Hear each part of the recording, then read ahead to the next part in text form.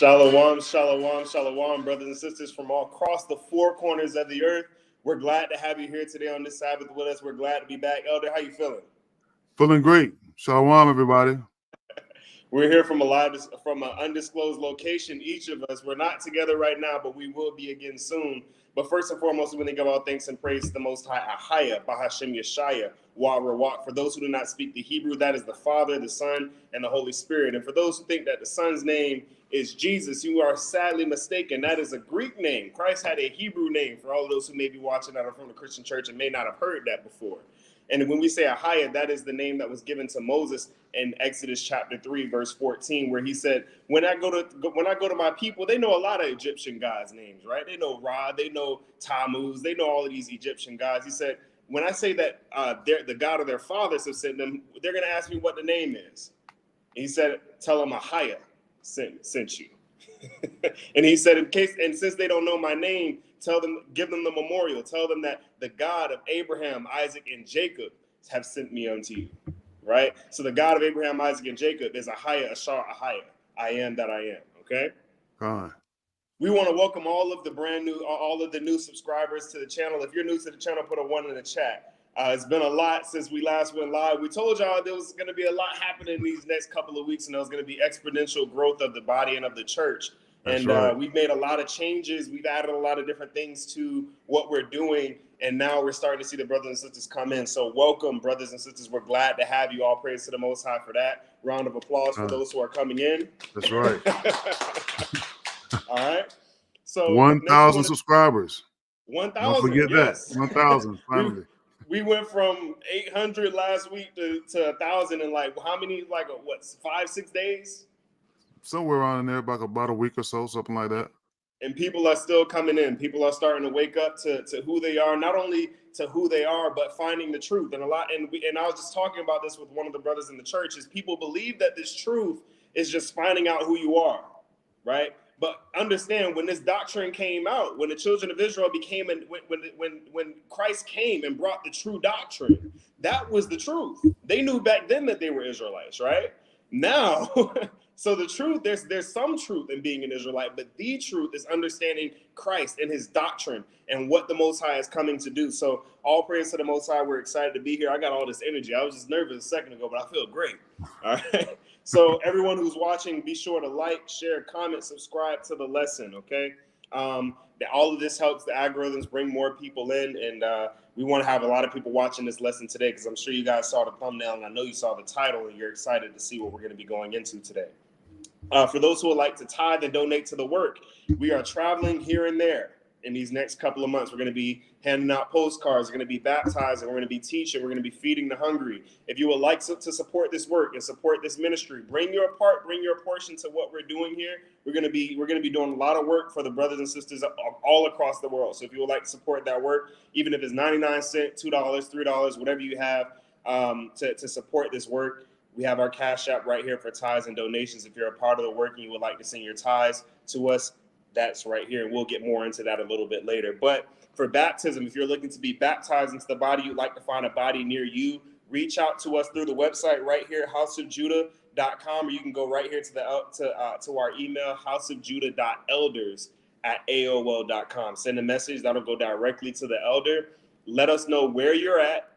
And let us know where you're at and who you are, and we'll see if we can get something set up to get brothers and sisters baptized into the work, into this body, and into this ministry, okay? Now, right. Elder, do you have any update? Oh, shalom to our brothers and sisters, our body over there in Freetown, Sierra Leone. We know that they're doing their lesson over there right now, but they're going to be tuning in here in a little bit. Elder Michael and the brothers and sisters over there, shalom, we salute you. Thank you for doing the work. The brothers and sisters in the Philippines that are watching from there, the brothers and sisters in New Zealand, Australia, shalom, we'll be there very, very, very soon. Okay. That's right. So, Elder, do you have anything? No, sir. All right. So, jumping into it. Last week, we went into the 7 churches of the apocalypse in the last lesson that we did, okay? And we went into what the 7 churches were, what the apocalypse looked like, what took place during that particular time period. But one thing that we never went into is the apocalypse. Mm-hmm. Where does the apocalypse start? what happens leading up to the apocalypse. And what you're going to find is that where a lot of the people viewing from right now, where you are, is it starts with you. It starts in the United States. That's right. Elder, go ahead and throw up the thumbnail for us. One moment. Today's lesson, what we're going to be going into, is the fall of America at the hands of Iran. Again, I'm going to say this again. The fall of America at the hands of Iran. Right? And a lot of you are probably like, nah, that don't make sense. No way. No way America falls to Iran. We're the most powerful nation on earth. Have you seen our military? This is not a judgment of man, brothers and sisters. This is an act of God.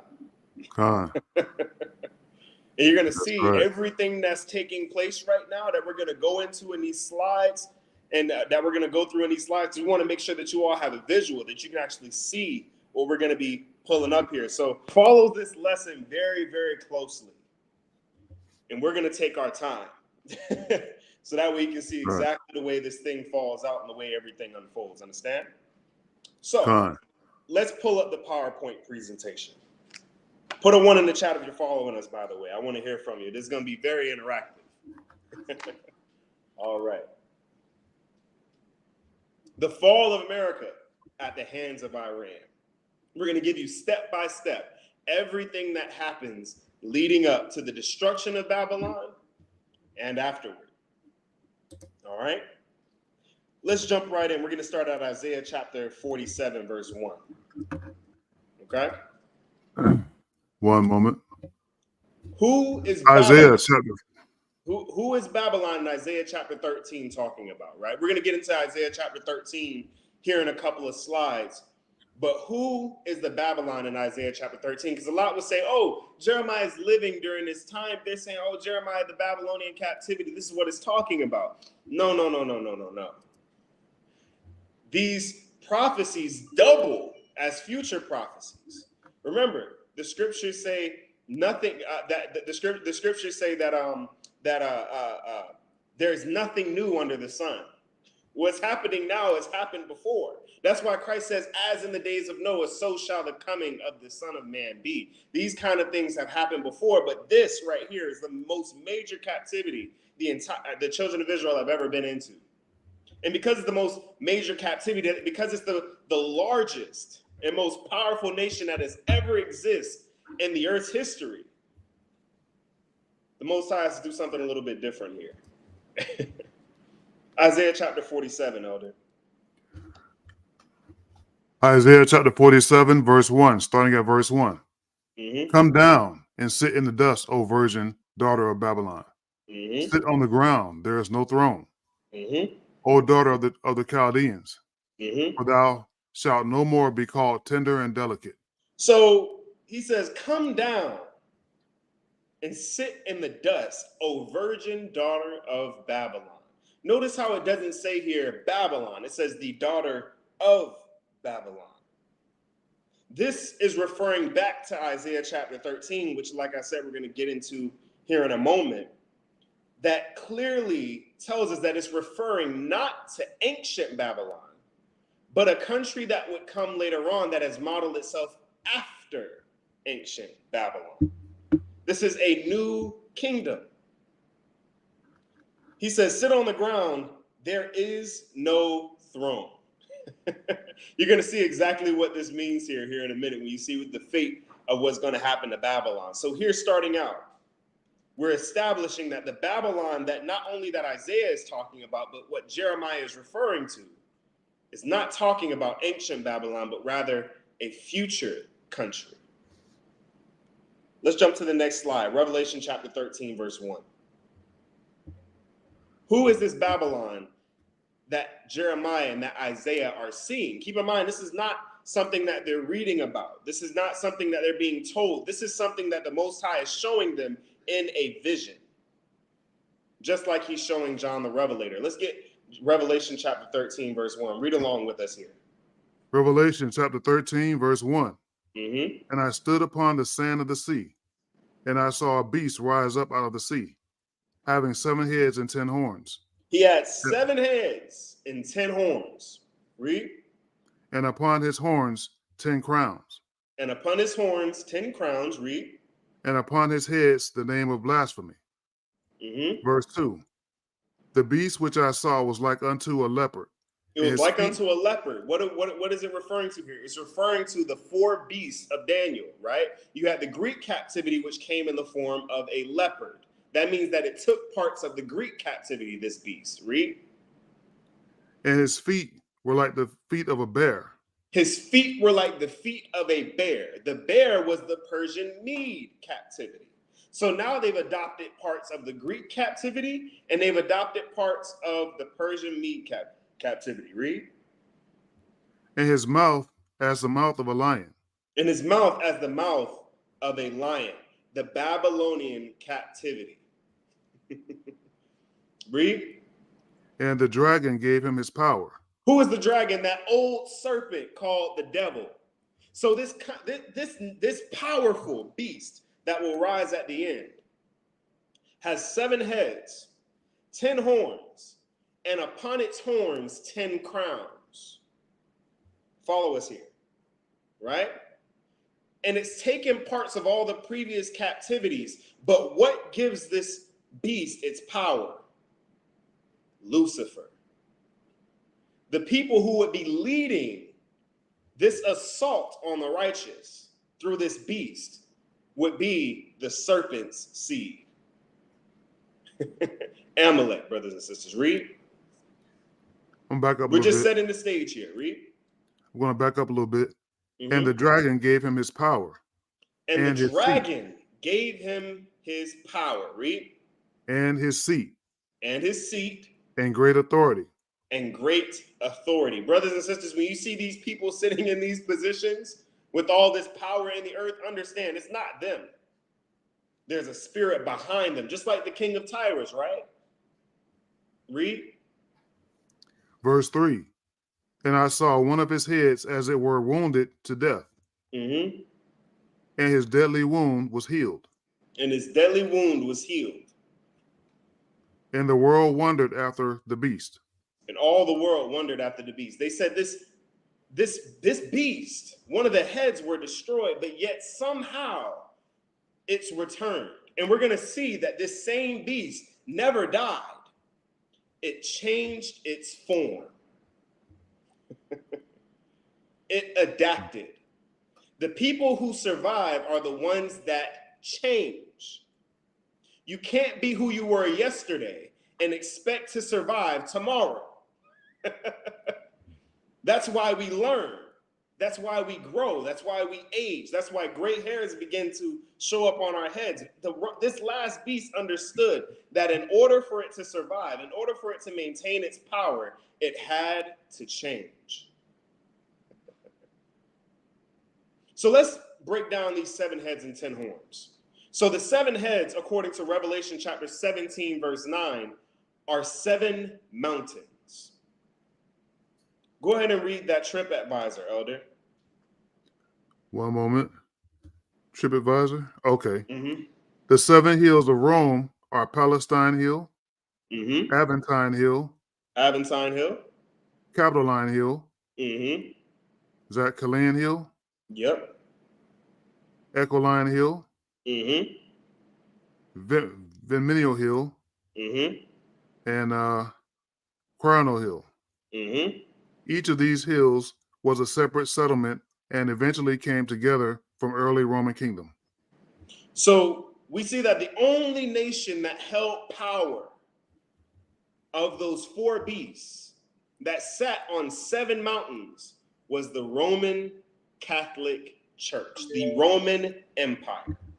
What was once the Roman Empire and became what we know as today the Holy See or Vatican City. 7 mountains, brothers and sisters. Follow us here. So we know that the 7 mountains are the 7 hills of Rome. Con? So who now are those 10 horns?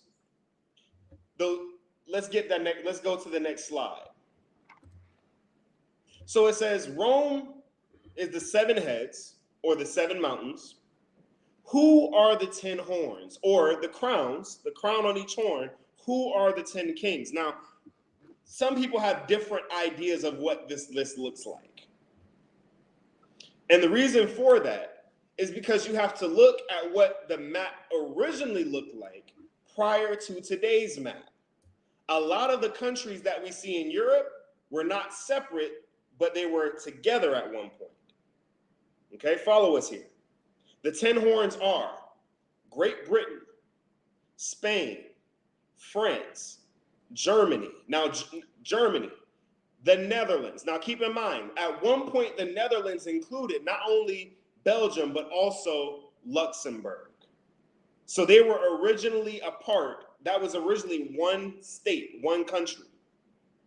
You have Austria-Hungary, which included Croatia and Czechoslovakia. You have North Africa, which included Egypt, Tunisia, Algeria, Morocco, and Libya. All of those were originally one state. 8th, you have Turkey. 9th, you have Greece. And 10th, you have Switzerland.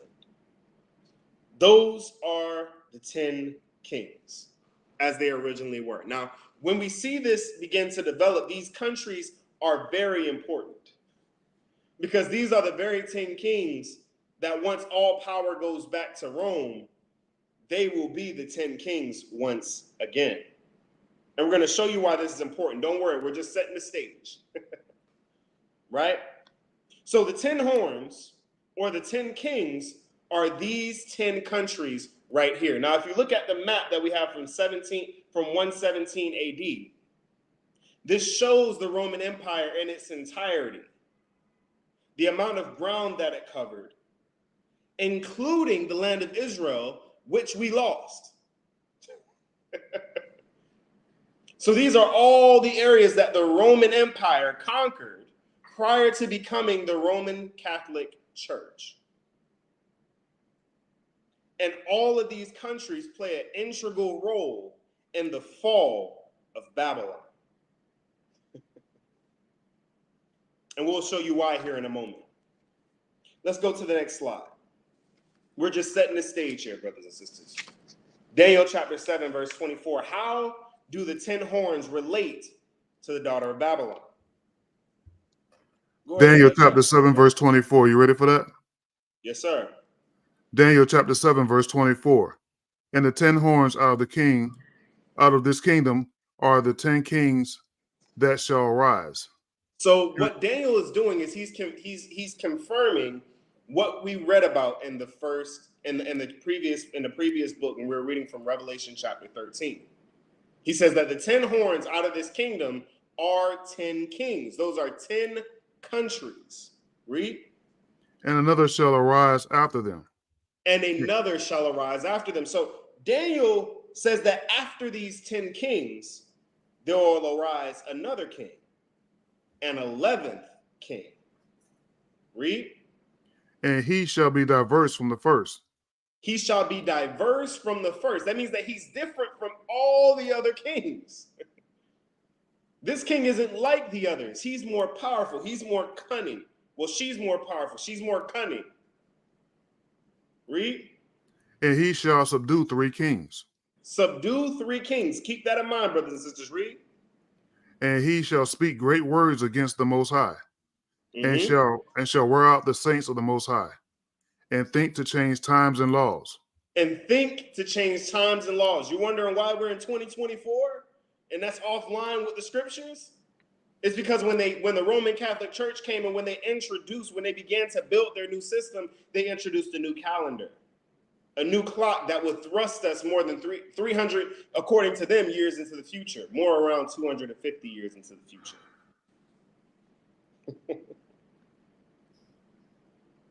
It says that they'll wear out the saints of the Most High.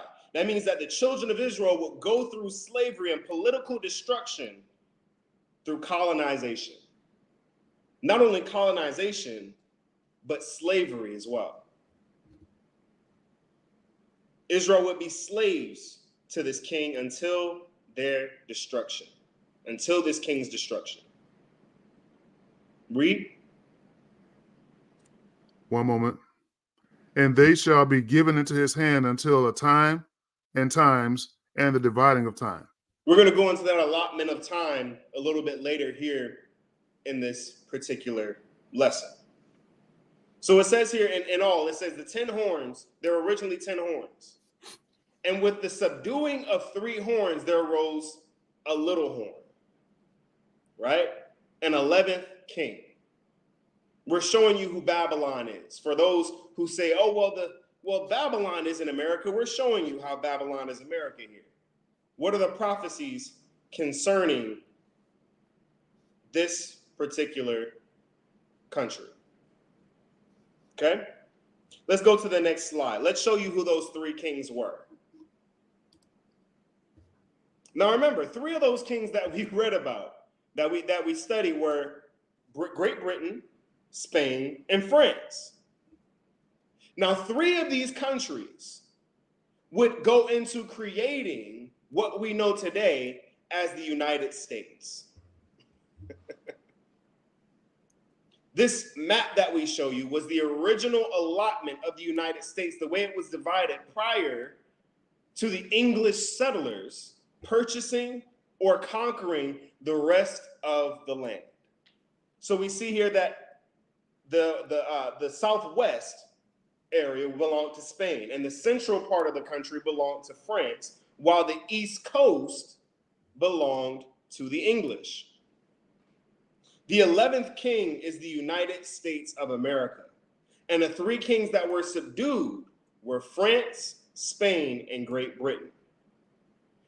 Each of these countries, meaning Spain, France, and Great Britain, were either defeated in war or were bought out to create the nation we know today, who would enact some of the most cruel and famous acts of slavery against the tribe of Judah in modern history.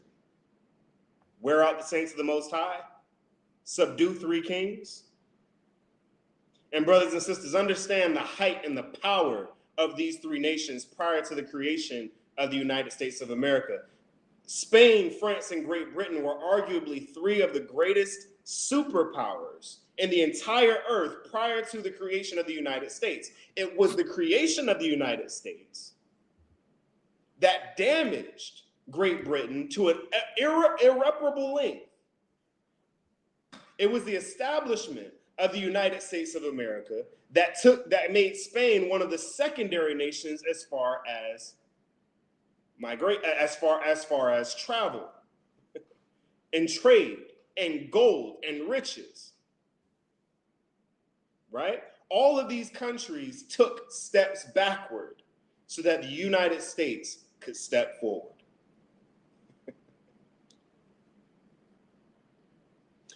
Let's go to the next slide. So now that we've established that the daughter of Babylon is the United States of America, 10 horns, 3 horns subdued, little horn. Now we must establish who the Medes are, because that's who Isaiah chapter 13 verse 17 says will destroy Babylon. So we know that Babylon is the United States. So who is the nation that is prophesied to destroy the United States? Let's get Isaiah chapter 13, verse 17. We promised we'd be going here. Isaiah chapter 13, verse 17. Mm-hmm. Behold, I will stir up the Medes against them, Mm-hmm. which shall not regard silver, and as for gold, they shall not delight in it. Don't care about your money. I don't care. They don't care about anything that you got. We'll give you this agreement, that agreement. We'll give you oil. We'll give you money. Nah, they said I don't care about that. I don't give 2 squats about that. Read. Their bows shall dash the young men to pieces, Mm-hmm. and they shall have no pity for the fruit of the womb. And they shall have no pity for the fruit of the womb. They are going to be destroying everyone. They don't care about children. They don't care about women. They don't care about the elderly. The Most High is going to stir these people up to be completely and totally ruthless against the daughter of Babylon because of the sins that she committed against his people. Who are the Medes? Let's get Britannica. The Media ancient region, Iran. Media, ancient country of northwestern Iran, generally corresponding to the modern regions of Azerbaijan. what's that? Azerbaijan. Okay, all right. Kurdistan and parts of Kermanshah. And parts of Kermanshah. Kermanshah. So this was the original region that made up Media. And Persia was made up when Persian Media was created when Iraq and Iran came together. That was the Persian Mede Empire. So we have a prophecy coming from Isaiah. We have a prophecy coming from Jeremiah. We have a prophecy coming from Daniel. And we have a prophecy coming from Revelation, all saying that the United States would fall at the hands of Iran. The scriptures say that through thy precepts I get understanding. That's a whole lot of precepts, brothers and sisters. So anyone who believes, oh no, the Most High is going to save America. Anyone who says, oh, the Most High is going to deliver us, that he's going to send the ships to come and pick us up out of America. The Most High says, deliver thyself out of the midst of Babylon. He ain't coming to get you. Ain't nobody coming to pick you up.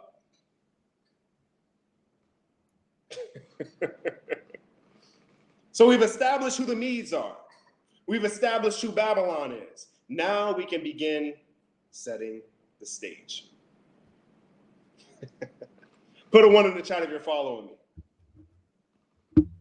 We got a couple of people in here. Like, don't forget to like, share, and subscribe to the lesson. We're about to get into the thick of it now that we set the stage. Let's go to the next slide. This is the original map of the Persian Mede Empire. And the image that you see in the lower left corner of your screen is the Persians, what they look like. Black people, right?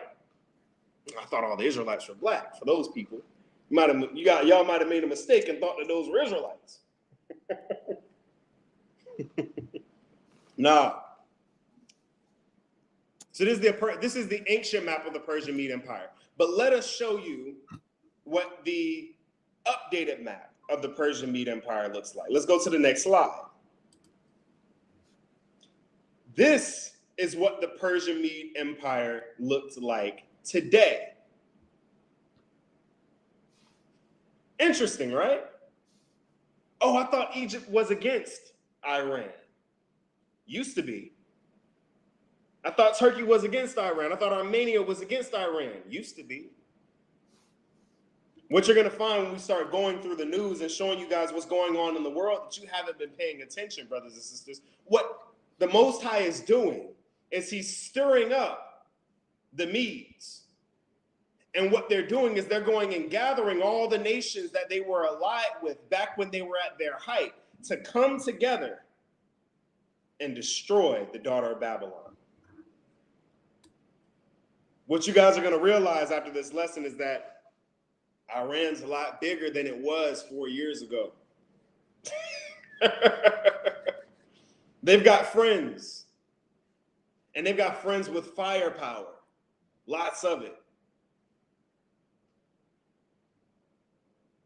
Let's go to the next slide here.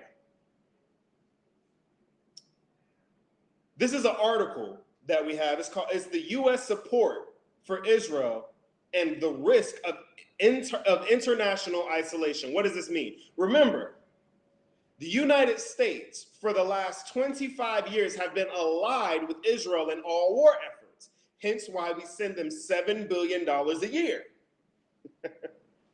Right? Anytime Israel creates trouble, no, not gets in trouble, they create trouble. Hence why Biden yesterday sanctioned Israelis. Just yesterday, he sanctioned militaristic Israelis in West Palestine. So even the United States, the U.S. government understands that Israel is the aggressors.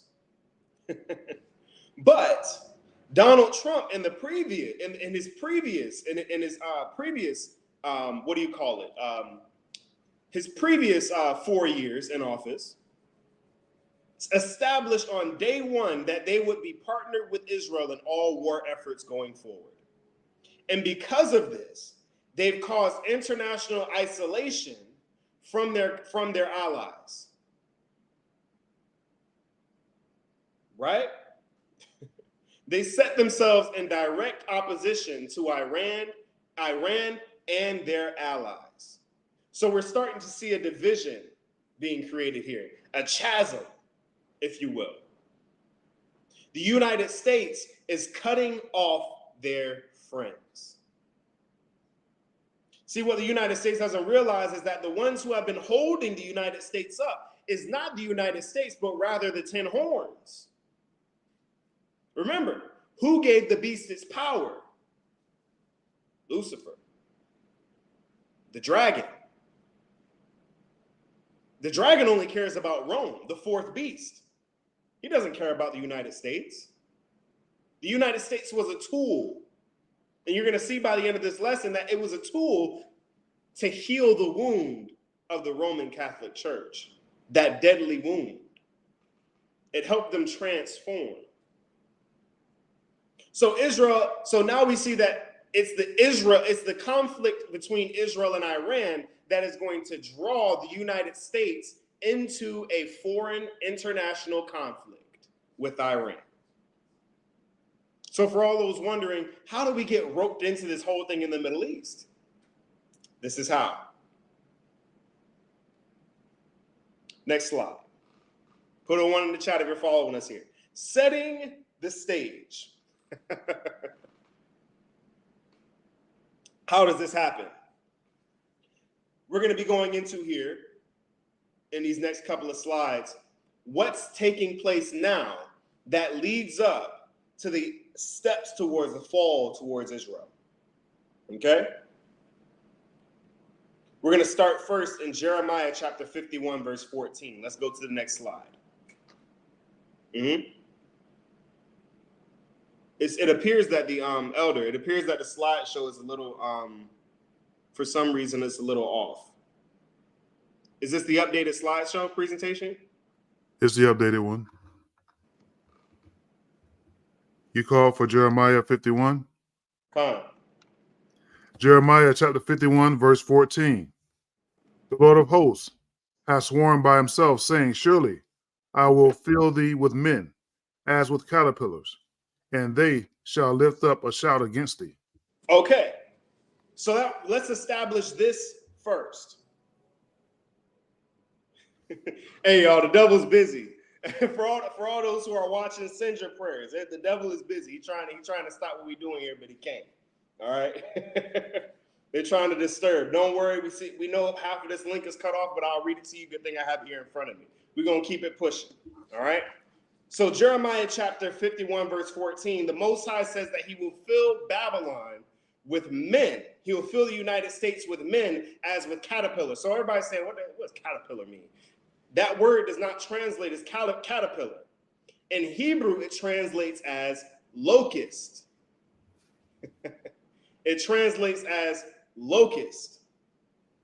Right? Read, Elder. That's it for read that. The second half, and they shall what? There's no second half, and here it just goes to Jeremiah. Where it says, and they shall lift up. Okay, sorry about that. And they shall lift up a shout against thee. And they shall lift up a shout against thee. So let's examine what makes locusts so detrimental. All right. Orkin.com says locust swarms are infamous for their ferocity, feeding on agricultural crops, trees, and other plants. In fact, this feeding can devastate crops and grasses grown for people and livestock, causing famine, starvation in communities that depend on their crops for survival. Sound familiar, brothers and sisters? The Most High said that he's going to send an influx of men into the United States that are going to consume all of the resources of the land. Check out this first article that we have posted here from the New York Times. It says, for people fleeing war, the U.S. immigration fight has real-life consequences. Has anybody else been here? Has anybody else been seeing on the news millions and millions of people flooding into the United States from Ukraine, from Afghanistan, from Central and South America? All of these foreigners, all of these people flooding into the land. And what is Joe Biden doing for them? What's President Biden doing for them? He's giving them the benefits that once belonged to black people, giving them welfare, giving them food stamps, giving them loans, taking out loans to support these people, removing our people from the housing that we had in our inner cities and moving them into our previous homes, putting our people out there on the street. What are they doing? The Most High is sending in migrants. He's sending in immigrants to flood Babylon. To do what? This feeding can devastate crops and grasses grown for people and livestock, causing famine and starvation in communities that depend on their crops for survival. Brothers and sisters, they're being brought in strategically to create and cause famine within the United States. If you don't believe me, let's go to Jeremiah chapter 50, verse 37. Check this out. Jeremiah chapter 50, verse 37. A sword is upon their horses, and upon their chariots, and upon all the mingled people that are in the midst of her. And they shall become as women, and the sword is upon her treasures, and they shall not be robbed. It says, and the sword is upon her treasures, and they shall be robbed. There's a correlation here, brothers and sisters. When you look at that word mingled people in the Hebrew, it comes out to H6154, meaning mixed multitude, stranger, alien, or foreigner. I told y'all I was going to show y'all something. Put a 1 in the chat if you're following me here. See, everything that's happening in this earth and everything that is occurring in this earth is on purpose. The Most High planned this. So specifically in this time, the land would be filled with foreigners from all over the world, taking advantage of not only the resources, but primarily the resources that belong to the children of Israel, mainly the tribe of Judah. Taking advantage of our civil rights, the civil rights money that was set aside for us that we didn't know about. Taking advantage of the food stamps, taking advantage of the loans that we don't have access to. Doing what? Just draining the system. How many of you have noticed the inflation? How many of you noticed that the dollar that you had yesterday isn't worth the same amount today? Why do you think that is? The more money they print, the less value, with nothing to back it, the less value the financial system has. The influx of men that will enter Babylon will soak up all of its resources like food, water, benefits, and most importantly, money in the treasury. Why is that important? Because what does it say? It says a sword is upon her treasures. The United States is being robbed blind. And these people are going to take this money. You're going to see here in a minute. They're going to take this money and they're going to leave right before the destruction comes. The foreigners, brothers and sisters. Oh, y'all thought that the United States was just so courteous and kind as to bring those people from those war-ridden countries, those poor, unfortunate white folk from Ukraine. Come on now. See, those poor, unfortunate white folk from Ukraine, but what about the brothers and sisters in Ukraine that weren't allowed to leave? What is the United States doing for them? I recall seeing a video where a sister was trying to get onto the train that was leaving and they physically kicked her off. Oh, but they care about Ukraine. Brothers and sisters, this ain't about Ukraine. This ain't about Afghanistan. This ain't about war-ridden countries. This is about the strategic destruction of Babylon. He said, bring in all the foreigners. Let them use up all your resources, and they're going to leave with them. And what's that going to leave the people left in the United States with? Nothing. Even check this out. USA Today says Biden fast tracks work authorization for migrants who cross legally. He's fast tracking their citizenship. AP News says join the military and become a U.S. citizen. Yes. Remember when we talked about those foreign militaries are going to be in the streets? People that aren't even from America in our streets to quote unquote protect America.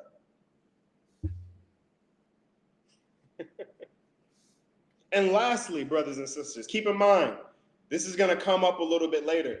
It's just so surprising that the devil wanted to cut off half of this article. CNN says Elon Musk says that his Neuralink startup has implanted its first chip in its first human brain. I'm going to read that again. How many of you guys seen this? How many of you guys seen this in the news? CNN, Elon Musk says his Neuralink startup has implanted a chip in its first human brain. Put a 2 in the chat if you've never seen this before. If you didn't know about this. Yeah. And all of these things have to do with one another. Because when that treasury is drained, when the resources are gone, brothers and sisters, that's called an economic collapse. And they're going to roll out a solution. Y'all following me here? Let's get the next let's get Jeremiah chapter 51 verse 14. Next slide. Actually, Salakia. Jeremiah 50. Chapter 50 verse 9, Salakia. Jeremiah chapter 50 verse 9. For lo, I will raise and cause to come up against Babylon an assembly of great nations from the north country. So once again, this is a preliminary. So the United States is being flooded with foreigners that are eating and taking up all the resources like locusts, right? And then it says the next prerequisite is what? Read that one more time. For lo, I will raise and cause to come up against Babylon an assembly of great nations from the north country. An assembly of great nations from the north country. Read. And they shall set themselves in array against her. And they shall set themselves in array against her. For those who do not know what array means. Array means to organize yourself in a strategic positioning for war. That's what array means. It's to set yourself in a strategic positioning. Read. From thence she shall be taken. Their arrows shall be as of a mighty expert man. None shall return in vain. So the Most High tells Jeremiah to show the people that an assembly of great nations from the north country, namely the Persian Medes, as we've seen in Isaiah chapter 13, would set themselves in a strategic positioning for war against her. Why is this important? We're going to show you here in a couple minutes why the strategic positioning is important. The Most High also states that they will begin to fire upon her with perfect aim, and none of their weapons will miss or be fired without reason. It says that, read that last part of that verse again. It says their arrows. One moment. And they shall set themselves in array against her. From thence she shall be taken. Their arrows shall be as of a mighty expert man. It says their arrows shall be of a mighty expert man. Who else was described this way? The tribe of Benjamin with the sling, where it said that they were able to hit a hair hit something the length of a hair from a distance with their sling. That's how accurate they were. So not only are these nations from the North Country setting themselves up in strategic positionings to go to war with the United States, but they're also calculating exactly where to hit to do the most damage. And guess what? He said, none shall return in vain. Not one missile that's fired is going to be fired for either no reason or without maximum impact. They've been planning this for a long, long time.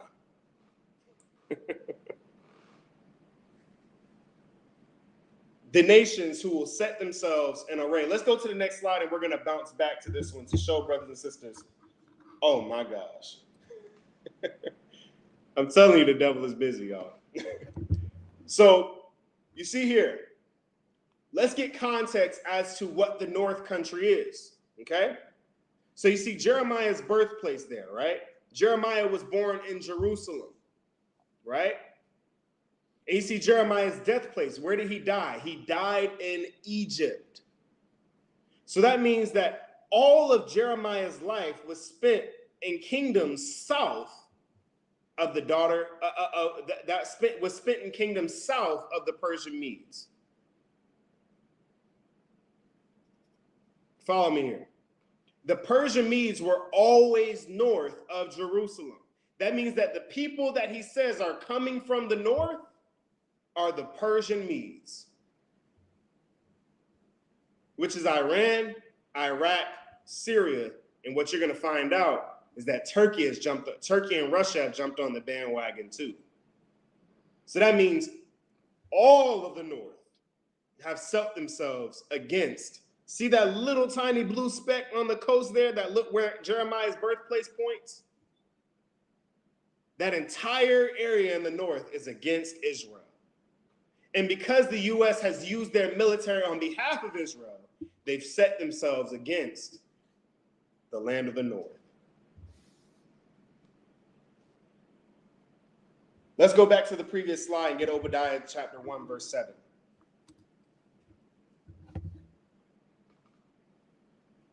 Obadiah chapter 1, verse 7. Mm-hmm. All the men of thy confederacy have brought thee even to the border.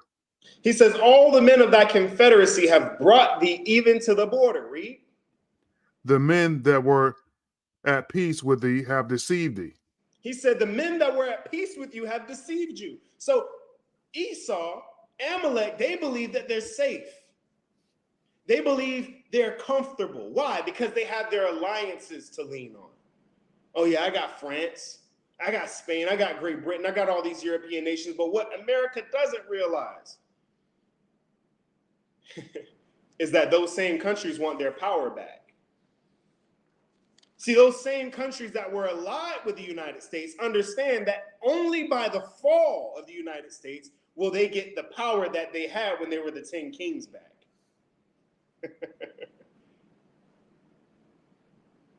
America's allies will begin to turn against her, and those who she thought was at peace with her, all the while wanted her to fall. Think about it. You got a friend, right?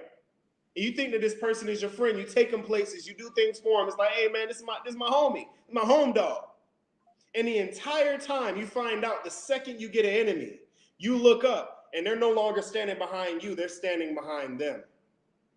And what you didn't realize is that the entire time they were only with you to get what they could get from you. And now that they realize they can't get anything else from you, they have set themselves against you.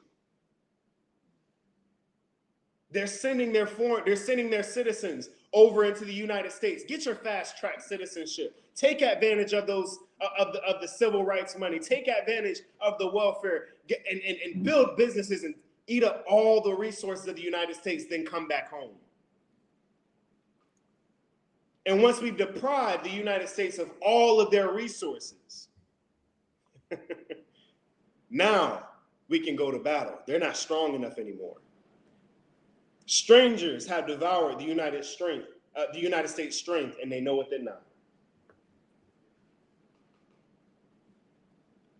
He said, the men that were at peace with thee have deceived thee. Remember, the United States is isolating itself from its allies. We've seen that in the first article. Read. Going to back up a little bit. The men that were at peace with thee have deceived thee and prevailed against thee. They have deceived thee and prevailed against thee. Read. They that eat thy bread have Whoa! Read that part again. They that eat thy bread have laid a wound under thee. They have laid a wound under thee. Look at that. Remember those mingled people that would come in like locusts and destroy and break down the economy by eating all the food, drinking all the water, using up all the financial resources? He said that they that eat thy bread have laid a wound under thee. They were coming into your country. Oh, yeah, don't worry about it, Canada. You can come in when all you need is a passport. Don't worry about it, UK. You can come in. All you need is a passport. Oh, okay, refugees from all these countries that are our allies, come on in. We'll give you refuge. Meanwhile, the entire time, they're sending these people to drain them of all their resources. They're going to recall their people back to their land and say, look, Babylon is weak.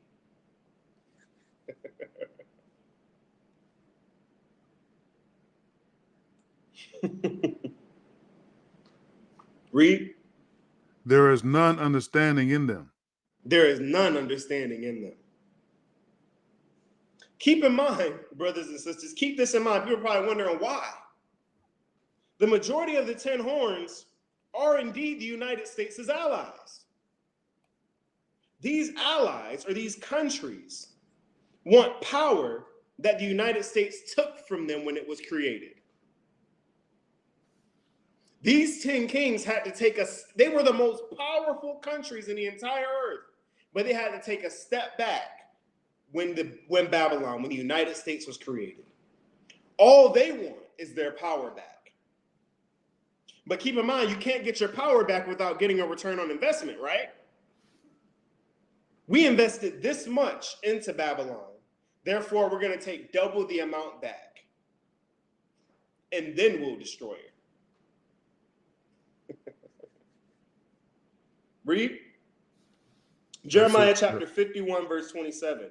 Remember, through the United States' fall, all power goes back to Rome for a short space, meaning that the 10 horns will rule the earth once more before Christ's return.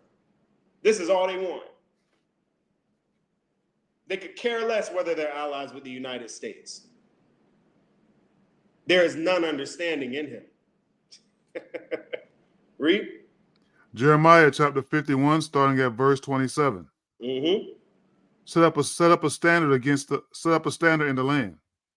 Blow the trumpet among the nations. Prepare the nations against her. Prepare the nations against her. Jeremiah is getting into the thick of it now. He's saying, set yourselves up to go to war and destroy Babylon. Read.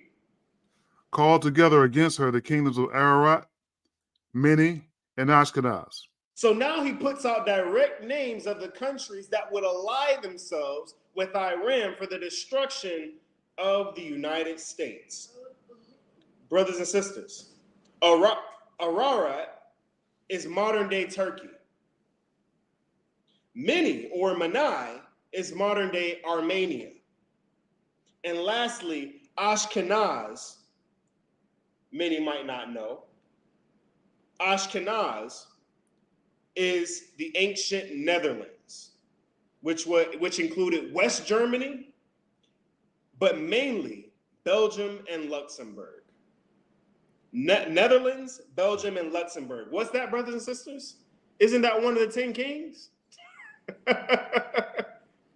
Netherlands, Belgium, and Luxembourg, aren't those one of the...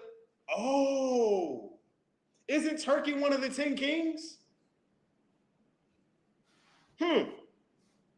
Interesting. So we're seeing three of the 10 kings setting themselves up against the nation they helped to create.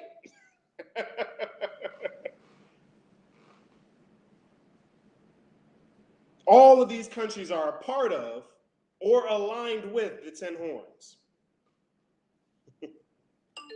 These nations will join Iran and their allies to bring desolation to Babylon. People are saying, nah, no way.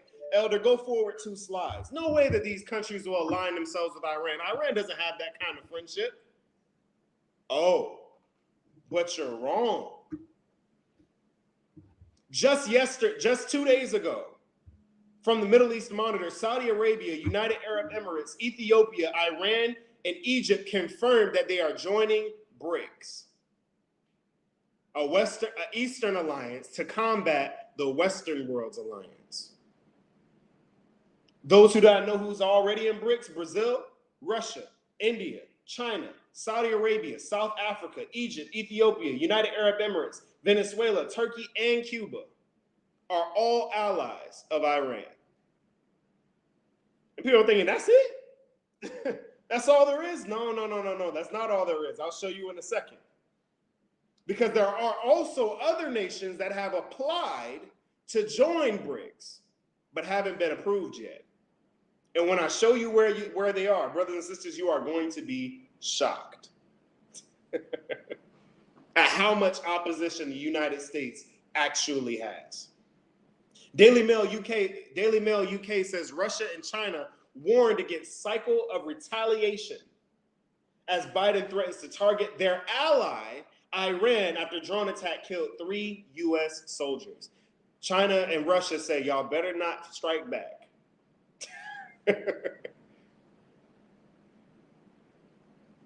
South Africa's president said that detaining Vladimir Putin would mean they were declaring war on their alliance. Yes, this is not only an economic alliance, it is a military alliance, brothers and sisters. That means that all of these countries, if one of them get attacked, all of them are coming to the defense of that country. VOA News says why Iran's growing influence in Venezuela challenges the West. Why do you think? You think the U.S. wants Iran's military, an Iranian military post that close to them? How about Cuba? How many of y'all know it only takes 45 minutes to fly from the United States to Cuba? You think they want Iran's military in Cuba? Speaking of, VOA News says Iran and Cuba seek closer ties to confront the U.S. sanctions. Yes, Cuba has now aligned themselves with Iran. Now, keep in mind, if you hadn't looked at the news in the last 5 days, you wouldn't have seen this. These are all things developing right now as we speak.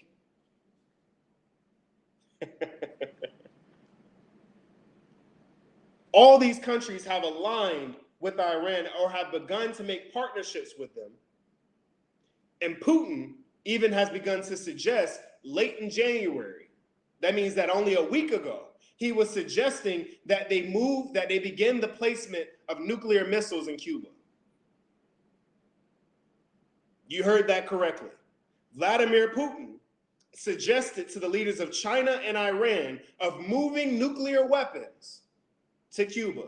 45-minute flight from the United States, brothers and sisters. 45 minutes. Why do you think the United States wanted Alaska so bad, brothers and sisters? They wanted Alaska because Alaska borders Russia. They couldn't have Russia take over Alaska and be that close to them.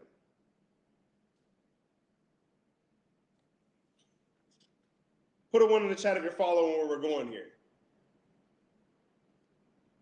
Let's go to the next slide. I'm going to show y'all something that's going to shock you. Keep in mind, brothers and sisters, this is an old map. This is visualizing the 2023 BRICS expansion. We just talked about BRICS. Now, look at this map here. So red are people that are already members. Blue are the new members. And yellow are the people that have applied to be members of BRICS. Does anybody see something dangerous about this alliance?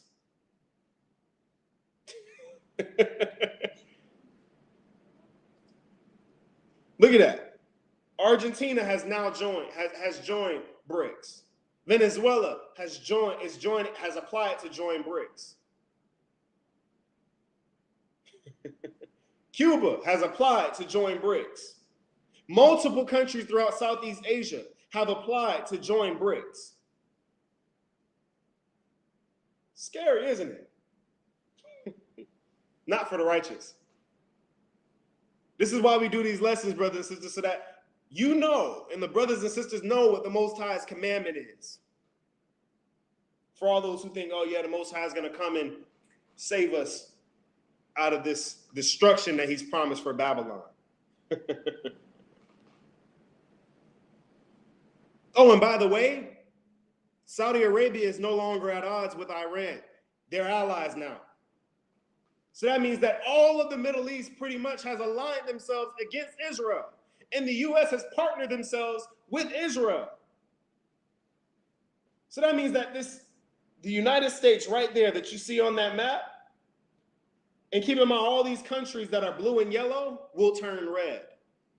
And when they turn red, you'll realize that the United States has set themselves up against one of the greatest alliances since the communists in the early 1900s in World War II.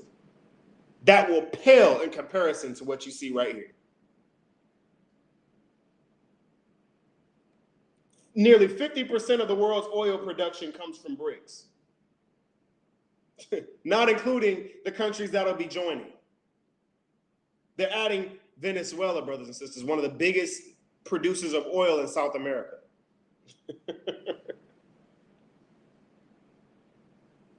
They account for almost 50% of the world's population. And they're exporting between one and the other. They're assisting one another in developing more nuclear material. Meaning that Iran is getting shipments of nuclear material to create more nuclear weapons from China. They're going to have nuclear weapons in all of these countries that you see on this map, brothers and sisters. Every single one. And every single one of these countries, remember what the Most High said. He said, set yourself in array. Put yourself in a strategic military position. Remember that word array means set yourself in a strategic position. Brothers and sisters, does this look strategic to you? They're going to be firing missiles from everywhere, brothers and sisters. Elder, what you think? Following. It's just to be this close to this information, but to hear it is like, wow, it's mind blowing. Mm-hmm. Y'all imagine what I was thinking when I was putting this thing together, when the Most High was showing me this stuff. Been there, done right? that. Now, let's get into what begins to happen. Let's get into this thing unfolding. Put a 1 in the chat if you're following me here. I want to hear from you. What do y'all think about this information that's coming out?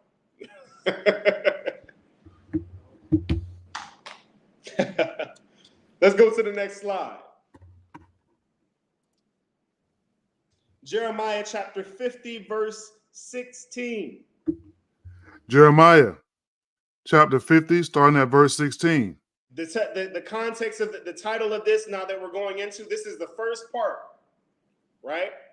It says foreigners. The first part was the country setting themselves in array to go to war with Babylon. That's the first part.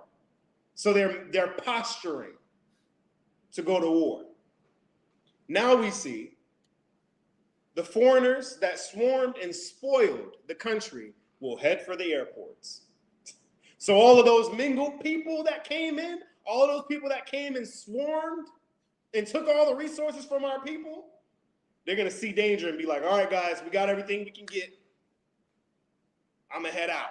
As y'all see the SpongeBob meme, I'm going to head out.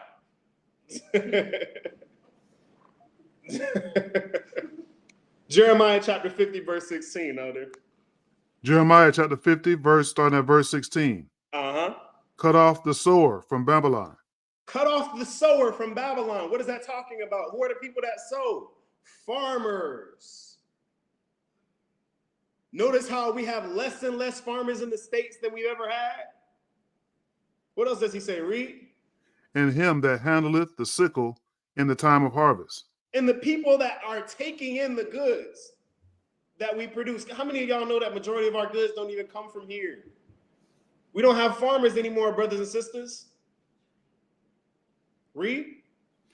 For fear of the oppressing sword, they shall turn everyone to his people. They shall turn everyone to his people.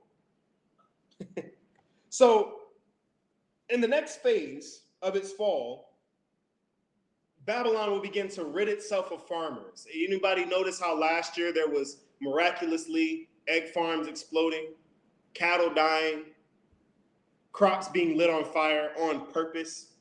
Anybody notice that last year?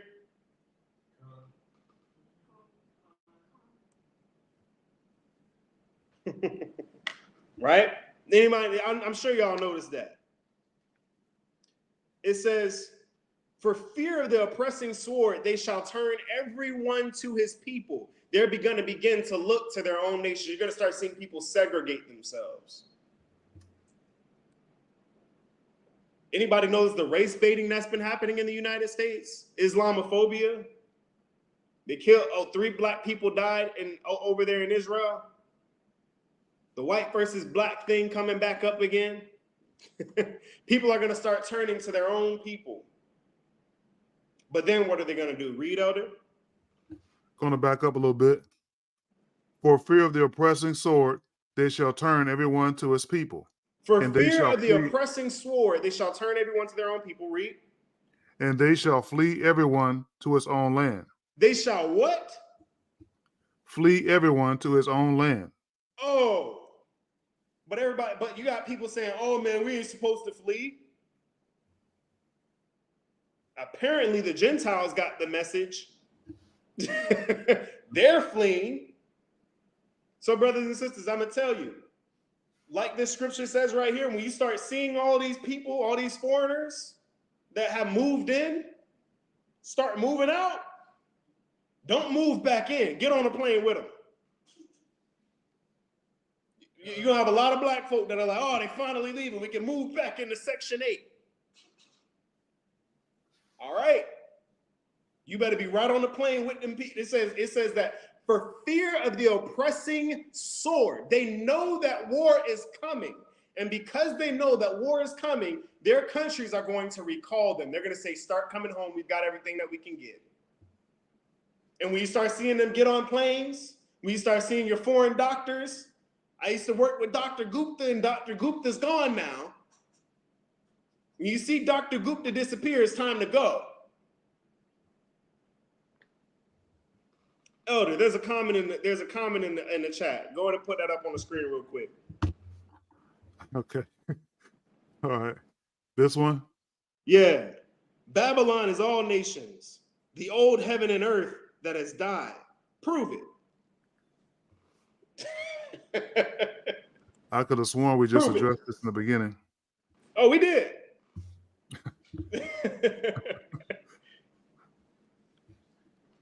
You still want this? The old heaven and earth that has died? No, brothers and sisters.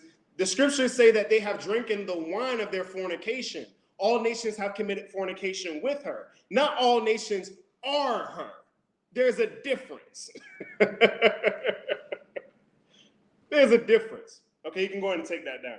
Just wanted to address that. Any brothers? Okay. All right. Go ahead and take that comment down. Just wanted to address that right there real quick.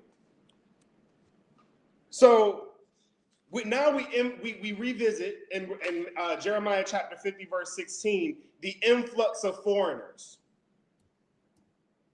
So you're going to start seeing the development of race against race, nation against nation, causing for foreigners and the citizens within the United States to segregate themselves. They're going to separate themselves from one another. Right?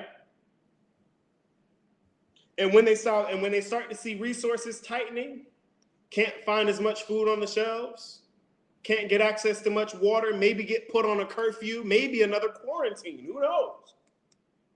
They're going to look at this and say, Risk reward, it's time to go. When the dollar crashes, they're going to see the dollar beginning to crash. They're going to see war on the horizon. And they're going to say, you know what? I can't even make money here no more. I might as well just slide. Jeremiah chapter 51, verse 8. Jeremiah chapter 51, starting at verse 8. If you're looking for a congregation in your area, send an email to houseofjudah.elders@AOL, and we'll speak to you there. Go ahead, Elder Salakia. Babylon is suddenly fallen and destroyed. Babylon is suddenly fallen and destroyed. That means that this is going to be something that was developing. The fall is going to be swift, but it has taken blows for a long time. How do we know this? Read. Howl for her. Take balm for her pain.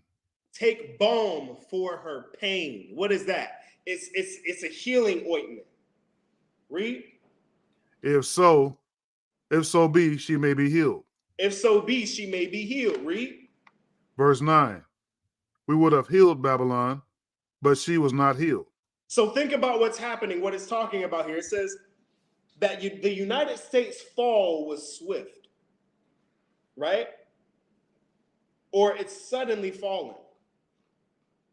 And the reason for that is because over time, she's taken so many hits. Economically, militarily, morally, all of these are things that cause her pain. And see, all the other nations, they see it. That's why they said, we've tried to heal her. It's like being in a fight, getting punched, boom, boom, boom, boom, boom, boom, and you putting Band-Aids on it, right? You have fights back to back to back to back. Eventually, all those blows are going to catch up to you, and in that last fight, you're going to go down in a couple of seconds.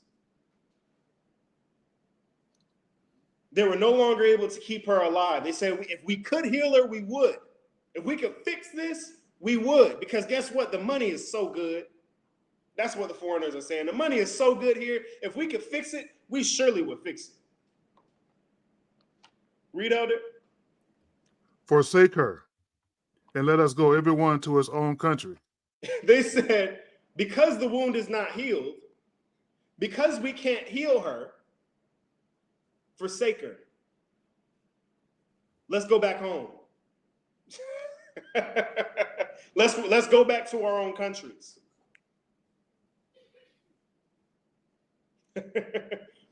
So Khan, this Ariala in the chat, you're absolutely right. Keep in mind, brothers and sisters, this lesson right here, the elder can attest to this. How old was I when I started constructing this lesson? Well, like 16, 15, 16? I was 16 years old when I started constructing this lesson. This is all information that I was studying back then, and it's coming full circle today. That's 7 years later, brothers and sisters. 7 years. Khan. They said, you know what? We tried to fix her, and we can't. So abandon her. Let's go back to our own countries. Meanwhile, black people sitting there like, yeah, we get our country back. Brothers and sisters, that's like when you see birds all leave one area and go somewhere else. You know something's coming, right? That means it's time to go. You see all the animals going in the direction? I'm following them. That's exactly what you're going to need to do when these foreigners start getting up and leaving. They're going to say, you know what? Cut our losses. Y'all going to look at it like, yeah, we get to move back into Section 8. Others of us that are wise and listen to the words of the Most High are going to say, you know what? Let me get on a plane with them. Read. For her judgment reacheth unto heaven, and is lifted up even to the skies. It said that her judgment reacheth unto heaven and is lifted up even to the skies. What does that mean?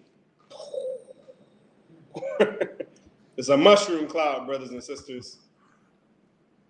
Radiation, all kinds of things just everywhere. They say, you know what? It's about to go down. It's time to go. They're about to close the gates. Speaking of closing the gates, Elder, let's go to the next slide. The next step.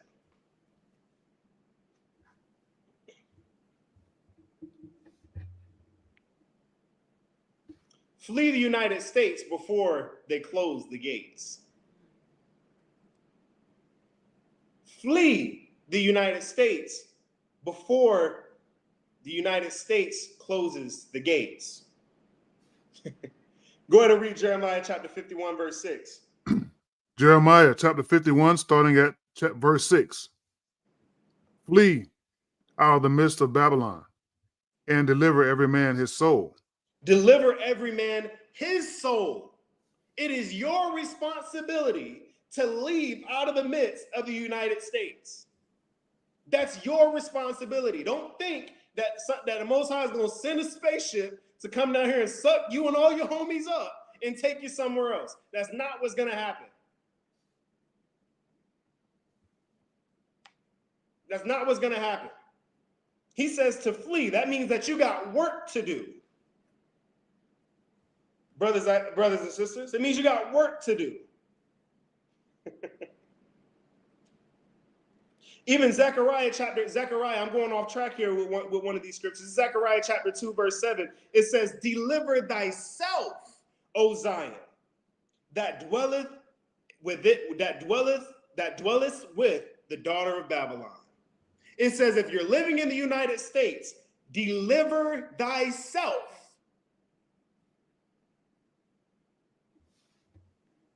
Put a one in the chat if y'all know that majority of the brothers and sisters in the United States aren't going to heed to this warning that the Most High gave them, and they're going to stay there and be utterly destroyed. This is not a doctrine. This is a command from the Most High. He said, if you want to take part of her judgment, by all means. But I'm giving you the warning that when they leave, you leave. You're not going to, the Most High said that when judgment comes on Babylon, judgment is coming on Babylon. And if you don't want to partake in her judgment, get out.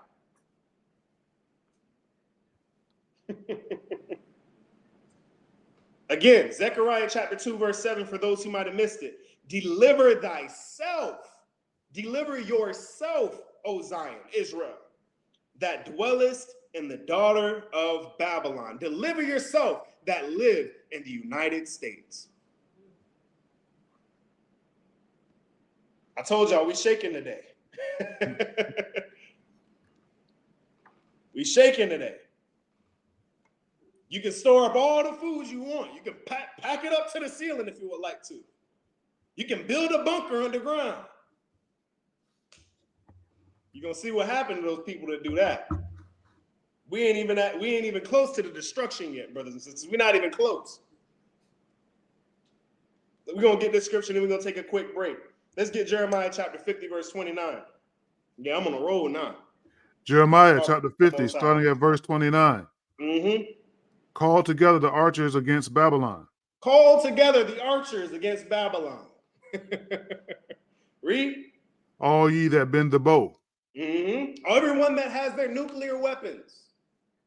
Anyone that has a weapon to shoot, bend the bow. Read. Camp against it round about. Camp against it round about. That means that it's going to be trapped. People ain't going to be getting out, brothers and sisters.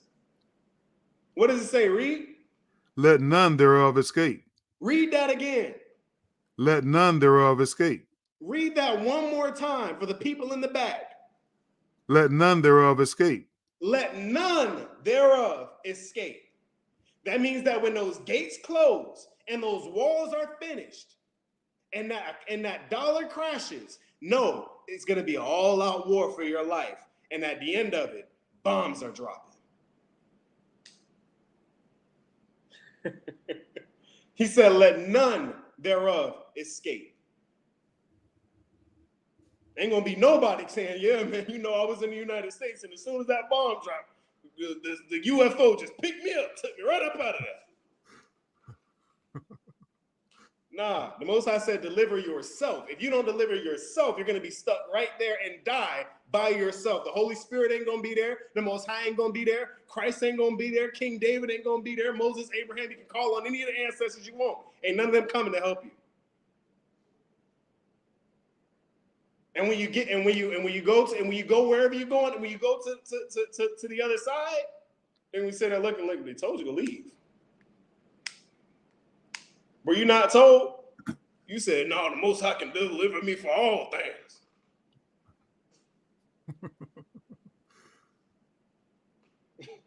He can. Didn't say he would. Let's go ahead and finish out this verse right here.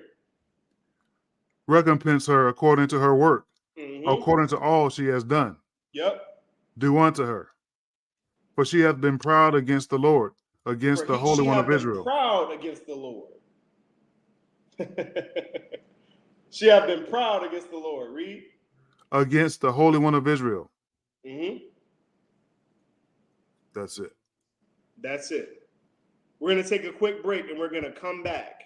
We're going to get into the next part of this lesson where we're going to go into what happened in 70 AD. What was Christ talking about when he said, when you shall see the cities compassed with armies, flee into the mountains. We're going to go back to Josephus and see if this looks eerily similar to what happened when our people fell in 70 AD to the Romans. We'll be right back in a moment.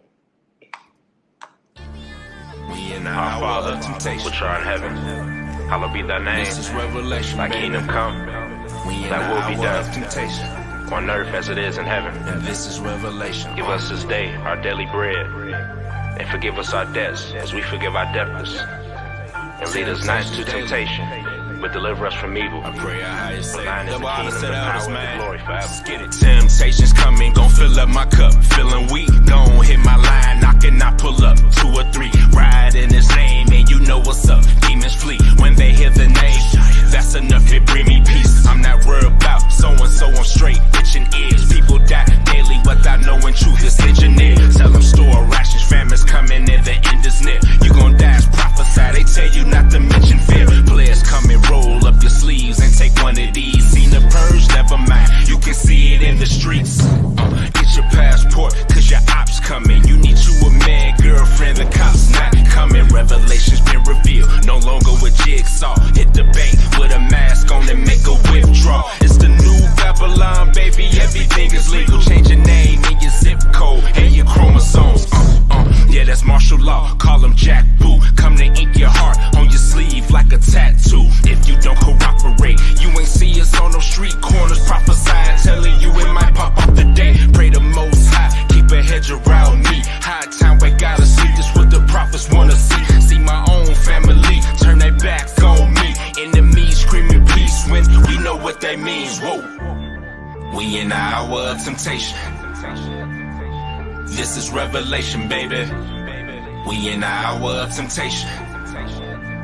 And this is revelation. Time flies, it's getting real about a minute. The righteous will remain, you be taken if you sinning. The evils will increase, this is only the beginning. As in the days of Noah, he's coming for a remnant, as it was written. The most are sending plagues on this earth as before. Even the people you love the most, the Bible said it turn to foe. Protect your family, keep them close. Resident evil creeping close. Still sleep, you don't want to see. If you woke, then you gon' know when it be time to go.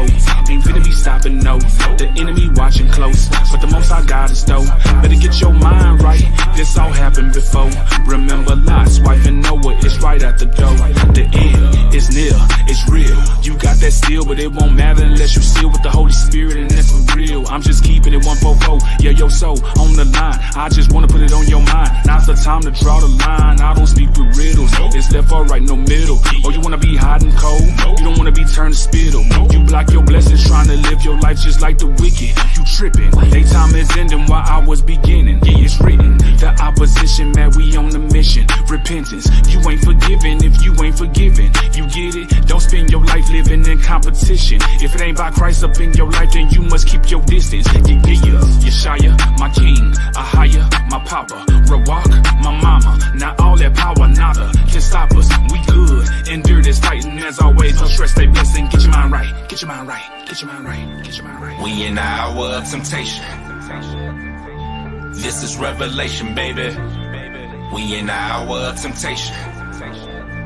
And this is revelation. Time flies, it's getting real about a minute. The righteous rule remain. You be taken if you sinning. The evils will increase. This is only the beginning. As in the days of Noah, he's coming for a remnant in his white linen. It's about damn time. It's consummation of times. We judging Optimus Prime. Your cousin dropping the dime, so you in the coat. Unlike that folk, Christ said all hell about to begin. Before we crack, I'm warming up and sitting on shares just like a hen. Before the cock crow, they gon' knock down dogs.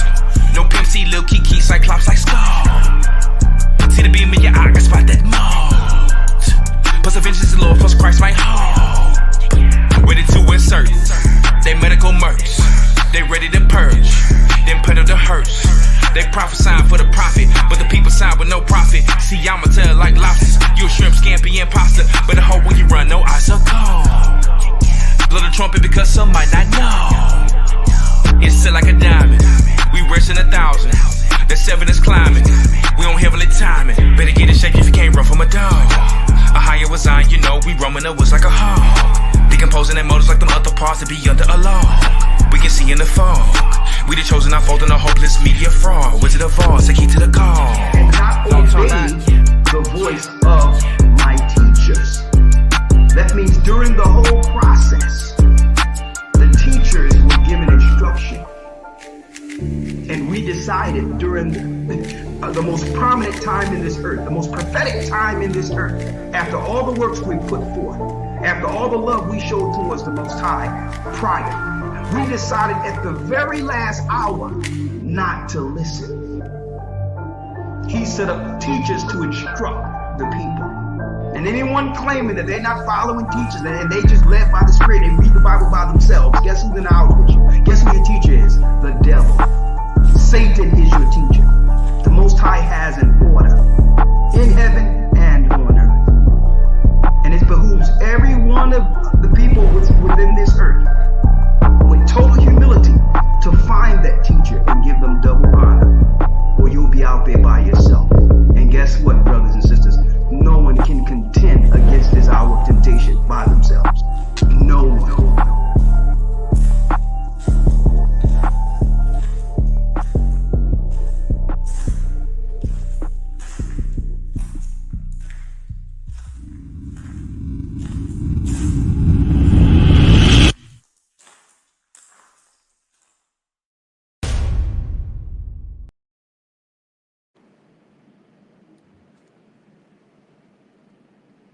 All right, we are back. We are back. All right.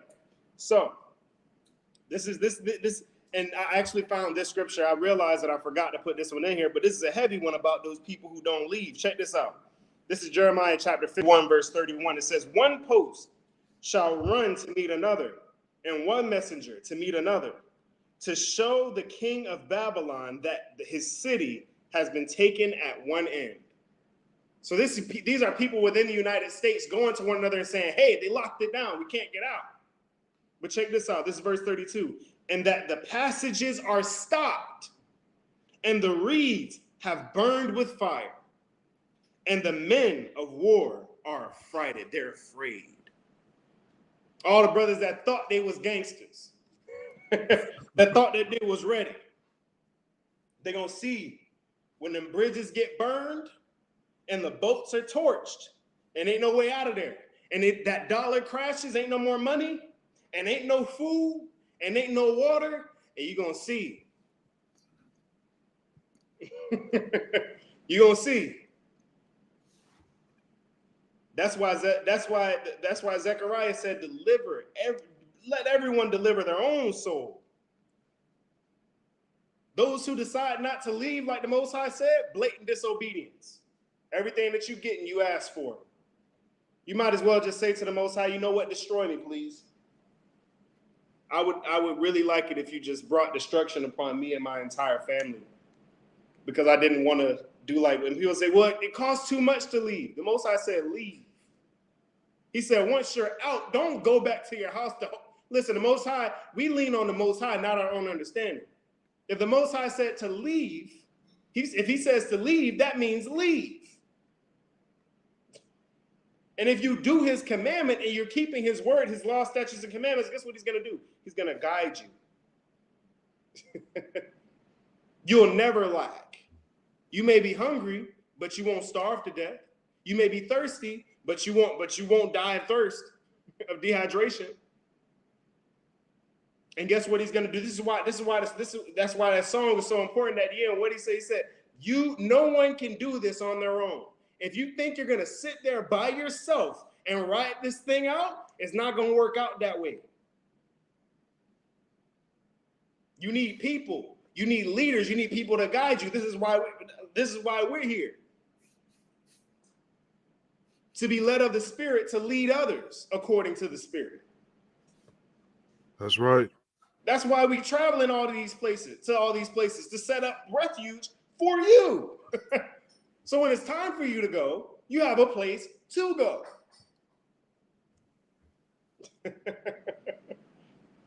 Con, put a one in the chat if you're back and you're listening. All right. Next slide. We're seeing what Jeremiah is writing about here is eerily similar to what we saw in Josephus in the time of the fall of Jerusalem. The same things happening in the United States that happened when they came to bring down the United States. When they came to bring down the Jerusalem in 70 AD. Elder, get Josephus of the War, book 5, chapter 12, verses 2 through 3. When Titus had therefore encompassed the city with this wall, he put garrisons. See, what you guys don't realize, check this out. Everybody's the wall. Everybody thinks we're trying to keep immigrants out. If we're trying to keep immigrants out, why are we bringing in so many? Think. Use critical thinking, people.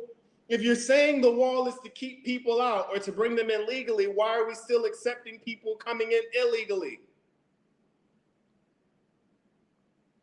It's not about keeping people out. See, you know what Titus did? Titus said, you know what? We can't contend with them. Read the verses above this right here. He said we can't contend with them, but we can starve them, burn their crops, and then build a trench around Jerusalem and don't let anyone in or out. Build a wall.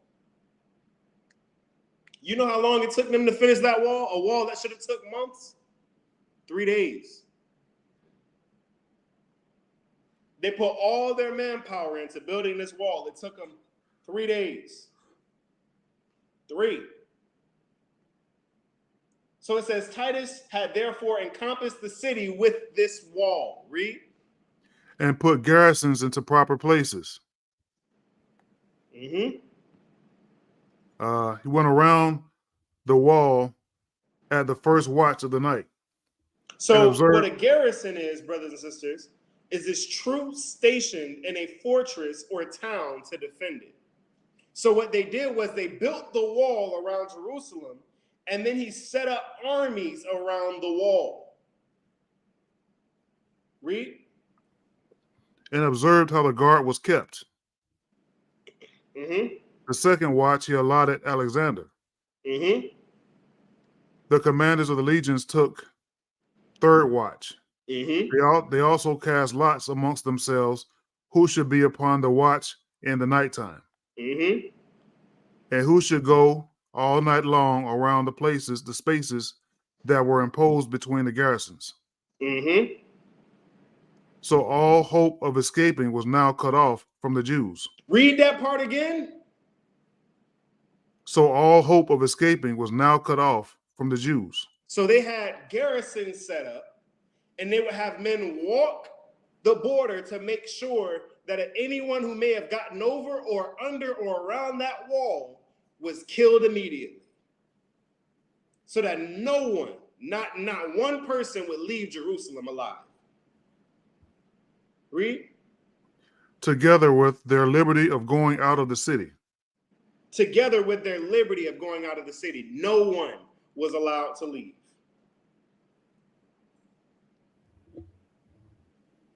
Let's go to the next slide. Let's check out something real quick.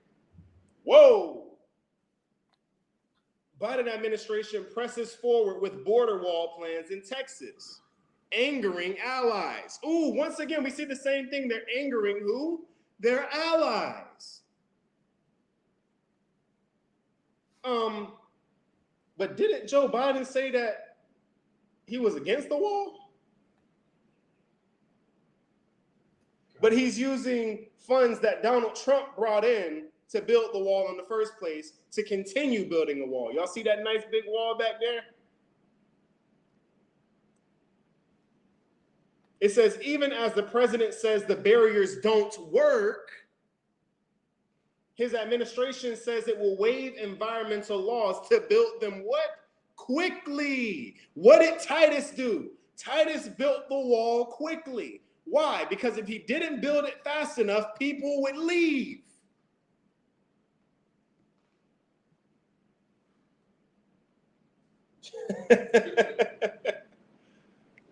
Sound familiar?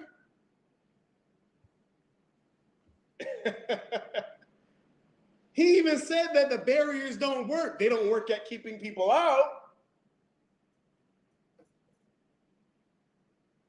Check this out. It says, according to the New York Times, U.S. will build a stretch of border wall and begin deportations to Venezuela.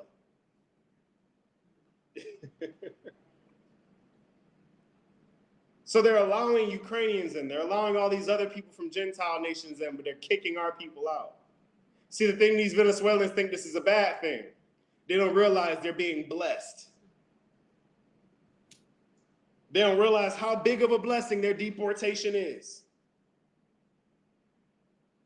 There's a lot of people going in there that won't come out. But check out this last New York Times. At the bottom, it says, a border wall to the north, Republicans want to discuss. Brothers and sisters, they want to build another wall to border the U.S. from Canada because of quote unquote terrorists. So you thought that only Mexico was cut off. Yeah, nah, you ain't getting up through Canada either. I promise you, I'm telling you right now what's going to happen. I'm telling you right now what's going to happen. There's going to be a false flag. They're going to say that these people are coming through to the U.S. from Canada, and then they're going to switch this whole thing and say we need another wall. We have to protect the U.S. citizens from terrorists and criminals making their way through Canada.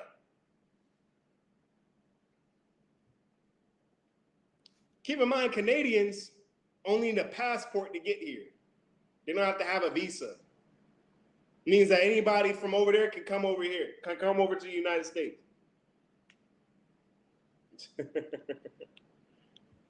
A border to the north? You already got one on the south. They say, you know what? Might as well lock it up. So if you can't get out through Mexico and you can't get out through Canada, how are you going to get out? Swim? Well, if you stay in the United States, you're going to be swimming anyways. But we're going to see that here in a little minute. Let's go to the next slide. Let's go to the next slide. So what happens next? They close the borders. No one can get in or out. The extreme famine and drought will begin. See, there was a little conversation going on under one of our lessons about prophets and prophetesses and whether or not the office of the prophet still exists. It does exist, just not the same way that it used to exist. See, prior to Christ, before Christ, prophets interacted directly with the Most High to receive prophetic vision. Whereas after Christ, we receive our understanding of prophecy from Christ himself. We don't receive prophecy as it comes directly from the Most High the way the previous prophets did. So if anyone's coming and saying that they're speaking directly to the Most High and he showed them something, listen, the Most High revealed everything that he was going to reveal to Christ. And Christ laid it out for us through the scriptures. How many of you guys know that Christ is actually the one who gave us revelation? John just wrote it down. We receive our understanding of prophecy through Christ. So understand what we see here. I'm not a prophet like Samuel, but the Most High did give us the understanding to prophesy. Is that right, Elder? Con. That is the office of a prophet within this church. Within any church, according to Christ. Extreme famine and drought will begin. Let's get Jeremiah chapter 50, verse 26, Elder. Jeremiah chapter 50, starting at verse 26. Mm-hmm. Come against her from the uttermost border. Mm-hmm. Open her storehouses. Cast her up as heaps. And Cast destroy her up as utterly. heaps. Read. Destroy her utterly. Destroy her utterly. So, after the borders have closed, and now, of course, total famine will break out as a result of the loss of farmers. We read that, remember, earlier when we were talking about the foreigners coming in and leaving. It said that we will have no more farmers and agriculturalists, along with the deliberate killing of livestock and poisoning the water. If you guys don't know about that, Google it and you'll see all the news coming up on them killing, on the death of all of the cattle and them poisoning the water. Oh, y'all didn't know there was poison in the water? Yeah. Mm-hmm. So it says, come against her from the utmost border, open her storehouses. What are storehouses for? Food. That means that the foreigners are going to come in and eat up all of the food. Read. And it says, cast her up as heaps. Heaps actually means ruins. The definition of heaps is ruins. They are going to ruin Babylon and let nothing of her be left. Read. Verse 27. Mm-hmm. Slay her bullocks. They're killing cattle. Read. Let them go down to the slaughter. Mm-hmm. Woe unto them. Mm-hmm. For their day has come, the time of their visitation. Mm-hmm. The voice of them that flee and escape out of the land of Babylon. Whoa. I thought we weren't supposed to leave Babylon. I thought we were supposed to stay in the United States.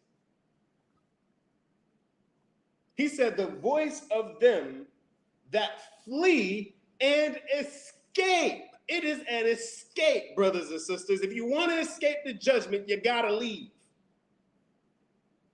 It says the voice of them that flee and escape out of the United States. Read. To declare in Zion the vengeance of the Lord our God. We're going to be, the people who leave, we're going to be going to all of our brothers and sisters across the four corners of the earth, wherever the Most High might have led us to, and we're going to be telling them, the Most High is coming back for us. He said, vengeance. Read that part one more time. To declare? To declare in Zion the vengeance of the Lord our God, the vengeance of his temple. The vengeance of his temple. Not only is he going to destroy the Babylon for destroying us, but he's also going to go over there to Israel that have taken our temple.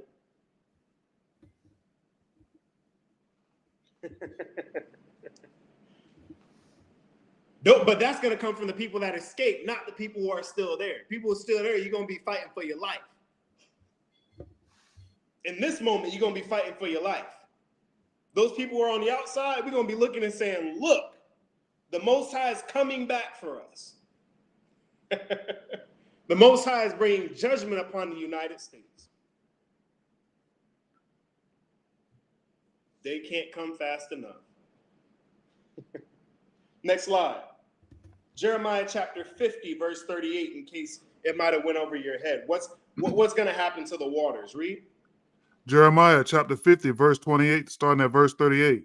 Mm-hmm. A drought is upon her waters, Mm-hmm. and they shall be dried up. They shall be what? Dried up. Water's going to be in short supply. Read.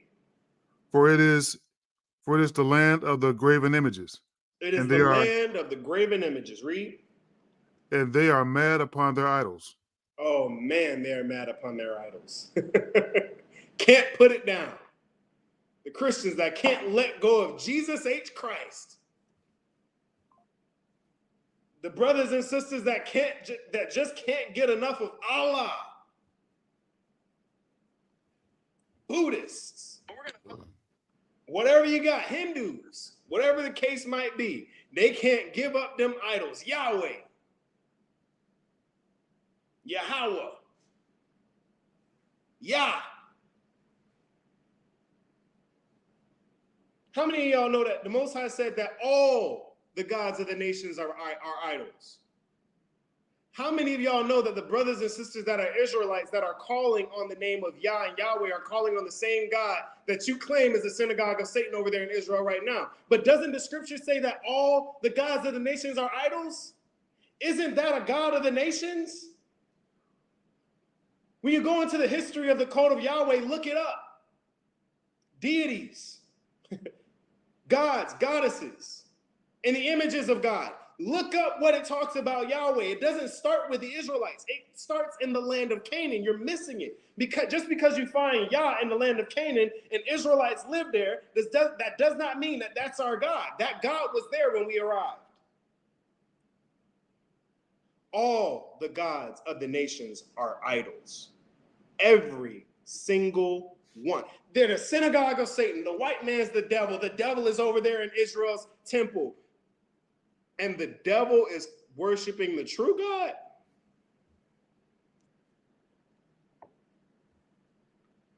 Would stand the reason that the synagogue of Satan would be worshiping Satan, correct?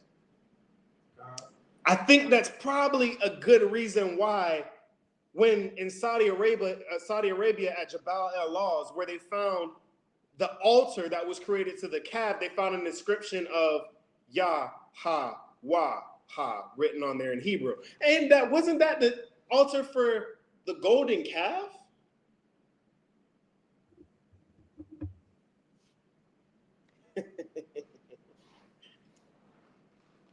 The scriptures say that broad is the way that leadeth to destruction. And last time I checked, that is the Jewish national name of God.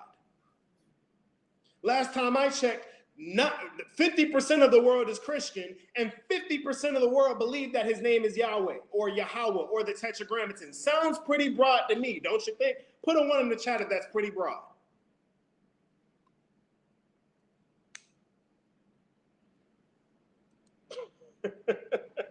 $50% of the world is pretty broad.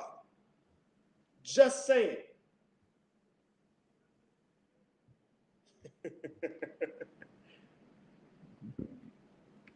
They are mad upon their idols. They're addicted to them. They can't let them go. It's a spirit attached to it that you just can't shake. I told y'all I was going in today. The Holy Spirit is working. Jeremiah chapter 51, verse 36. Jeremiah chapter 51, starting at verse 36. Uh-huh. Therefore, thus saith the Lord, behold, I will plead thy cause. He said, I will plead thy cause. When you talk about pleading, that's not pleading as in please, please, please. That's pleading as in bringing destruction. Read. And take vengeance for thee. And he said, I'm going to take vengeance for you, for the children of Israel. Read. And I will dry up her sea. He will dry up her sea and what? Make her springs dry. That means that the fresh water that you know what? I just got some land in Tennessee that has a creek on it with a bunch of fresh water, endless supply. You're going to go out there and you're going to see that the Most High done dried it all up. You're going to say, Lord, why have you done this to me? Well, I told you it was going to happen. In fact, I didn't just tell you, I promised you. This is a part of Israel's deliverance. Just like he turned Egypt's water into blood, did he not? For those who doubt that a food shortage can happen, let's go to the next slide. Let me show you something. This was studied in a college, between a couple of different colleges. It was a study that was ran. It's called Food Chain Reaction, a global food security game. Written and compiled by Mary Kate Fisher, PhD, and Yi San Su, PhD. This was back in December of 2015, brothers and sisters. Check out what it says about 2022 through 2024. Significant droughts scattered across major production areas. Sound familiar? Oil prices rise dramatically, reinforcing biofuels production. Sound familiar? Who produces 50% of the world's oil now? BRICS. BRICS does. Unrest and migration intensify.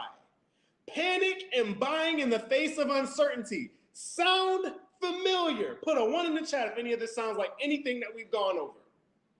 Things that are happening right now in 2024 and things that were happening in 2023. Put a 1 in the chat if you see it. Please tell me I'm not the only one seeing it. Unrest,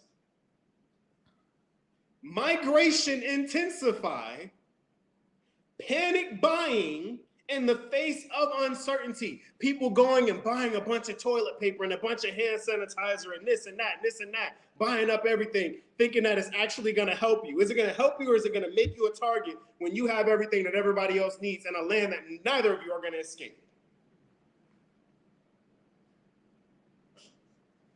It's only you and them inside of them walls.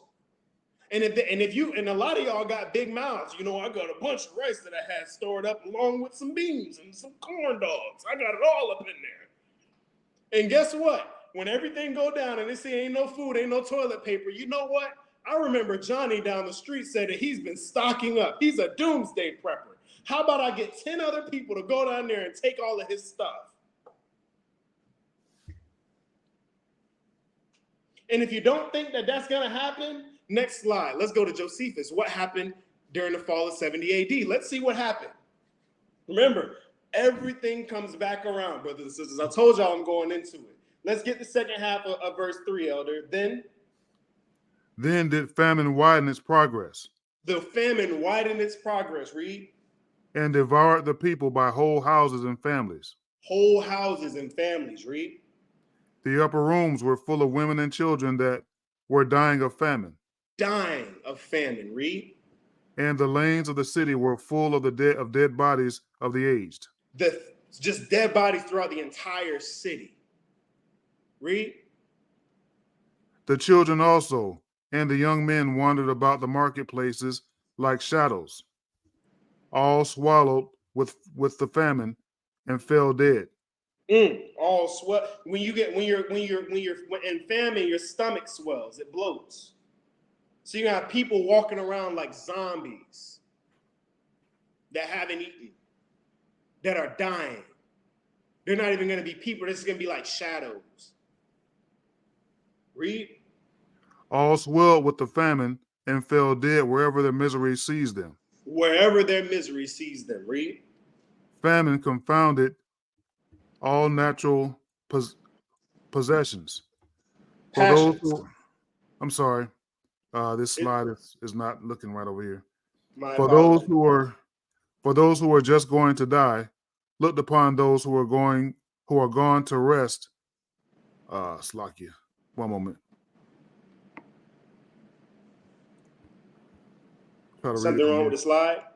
Yeah, I gotta try to read it from here. Let's see. Lost my place. Salakia. That's my apologies. But the famine confounded all natural passions. For those so it said who were it confounded all natural passions. What does that mean? The Christ said the love of many shall wax cold when he was talking about the end times in Matthew chapter 24. So this is saying that because of the famine in the land, people's natural passions, their natural love for other people, their natural feelings towards others are gone. They don't care about anyone but themselves. What did he say happened? It went so bad. They did what? It said what? Read. For those who were going to just die, looked upon those who were gone to rest before them with dry eyes and open mouths. It says no tears. No tears, no emotion whatsoever.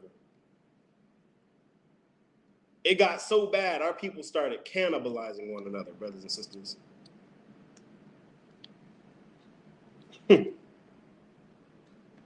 Read. A deep silence also, and a kind of deadly night had seized upon the city. It was eerily quiet. Couldn't even hear birds singing. Just eerily quiet. Read. While yet the robbers were more terrible than the miseries were themselves. The what? See, y'all think, listen, this is going to turn into the purge. These people are the people who have stuff, you're the one in danger. You're the one in danger. It's you. You're the one in danger. He said, and the robbers what? Were still more terrible than these miseries were themselves. He said the robbers were worse than the famine. There's going to be people that use this as an excuse to enact everything that they wanted to enact their entire lives. Read. For they break open those houses which were no other than graves for dead bodies, and plundered them of what they had. So they would go into the houses, break open the houses, and take what was left in there. And then what happened? And carrying off the coverings of their bodies. And went carrying out off laughing. the coverings of their bodies. They took their clothes. Read. Went out laughing, and tried the points of their swords in the dead bodies. So it said that they went out laughing. These people found this funny. They found it humorous. He said they tried the points of their swords in the dead bodies. They were stabbing dead bodies and cutting up corpses. They thought it was fun. Read. And in order to prove in order to prove what metal they were made of, they thrust some of those through that still lay alive on the ground. They were killing people that were still alive.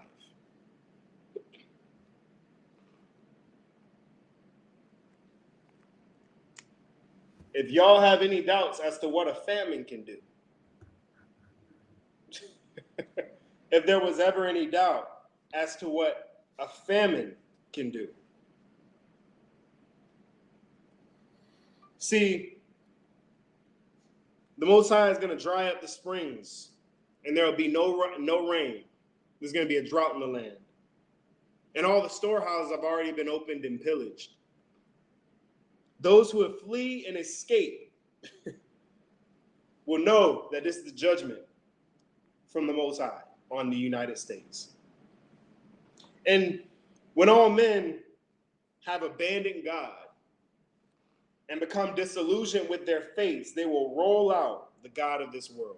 Just like Albert Pike said. These people those who aren't dead will be starving.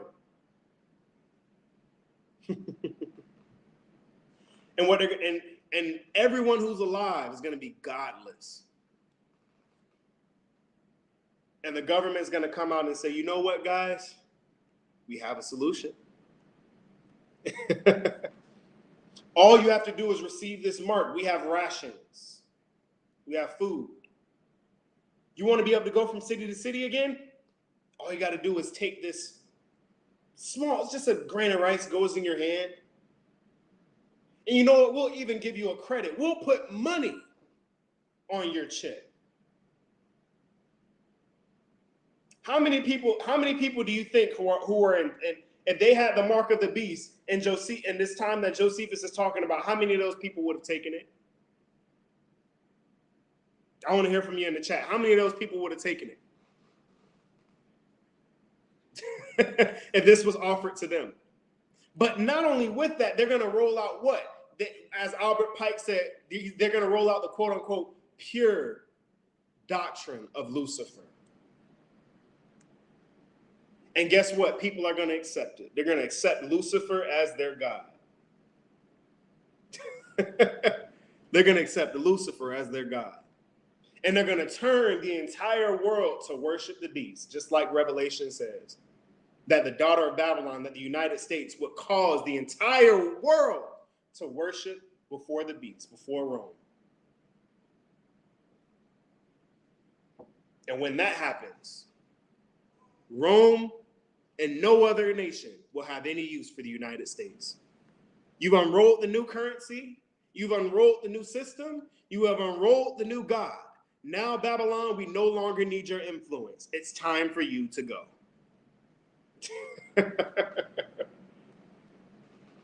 Put a 1 in the chat if you're following us, brothers and sisters. I want to make sure that you're following here. They're going to offer the world relief through the mark.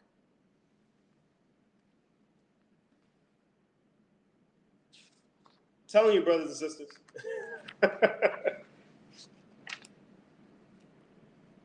Let's go to the next slide. After the United States has crumbled economically and the world is turned back to the beast, then Iran and his partners will begin to fire on and destroy her. How does that look? Let's get Jeremiah chapter 50, verse 1. Verse 13, Salakia, verse 13. Jeremiah chapter 50, starting at verse 13. Uh-huh. Because of the wrath of the Lord, it shall not be inhabited, Mm-hmm. but it shall be wholly desolate. It shall be wholly desolate. So if you think you're going to survive, no. Because of the wrath of the Most High, it will not be inhabited. Read. Everyone that goeth by Babylon shall be astonished. They're going to be like, what just happened? How is this even possible? Read. And hiss at all her plagues. Mm-hmm. Put yourselves in array against Babylon around about. Mm-hmm. All ye that bend the bow. Mm-hmm. Shoot at her, spare no arrows. Shoot at her. Spare no arrows. Use every nuclear weapon you got. Read. For she has sinned against the Lord. She has sinned against the Lord. Read. Shout against her round about. Mm-hmm. She hath given her hand. Mm-hmm. Her foundations are fallen. Mm-hmm. Her walls are thrown down. Mm-hmm. For it is the vengeance of the Lord. Take vengeance upon her, as she hath done, do unto her. The Most High says that he's going to she is going to be utterly desolate. No one, if you decide that your destiny is to stay in the United States and not do as the Most High commanded you, consider this your fate. It said that halfway desolate, a quarter desolate. No, it says wholly desolate. The United States will be wholly desolate.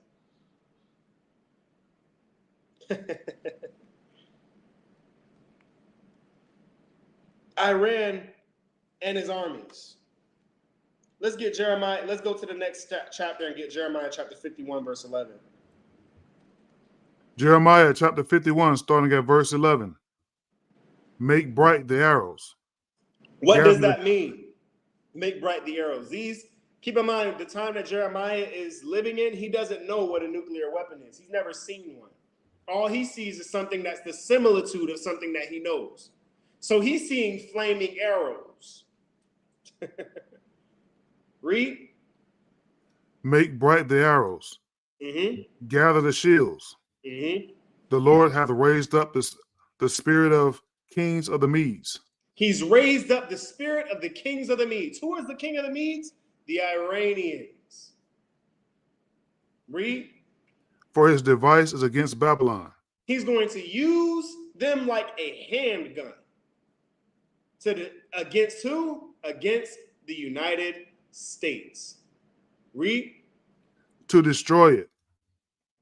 Because it is the vengeance of the Lord, the vengeance of his temple.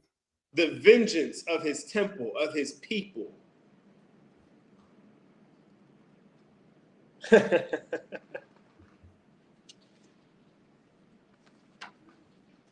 Iran and his armies, along with those who have set themselves against Babylon, against the United States, or turned against the United States, will fire weapons of mass destruction with pinpoint accuracy, targeting the fault lines and nuclear plants.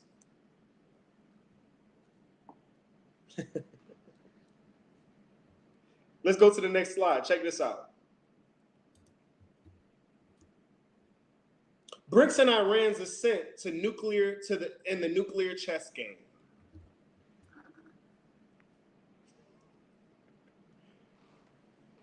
Iran's influence is expanding significantly. What does that mean? People agree and are uniting their ideals with Iran, specifically BRICS.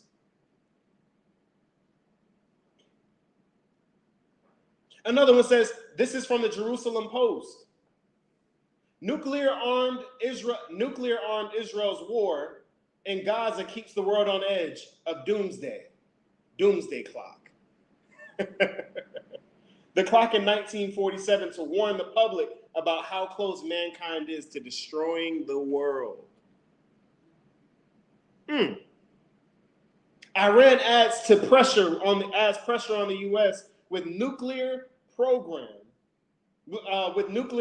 acceleration. They've accelerated the production of nuclear weapons.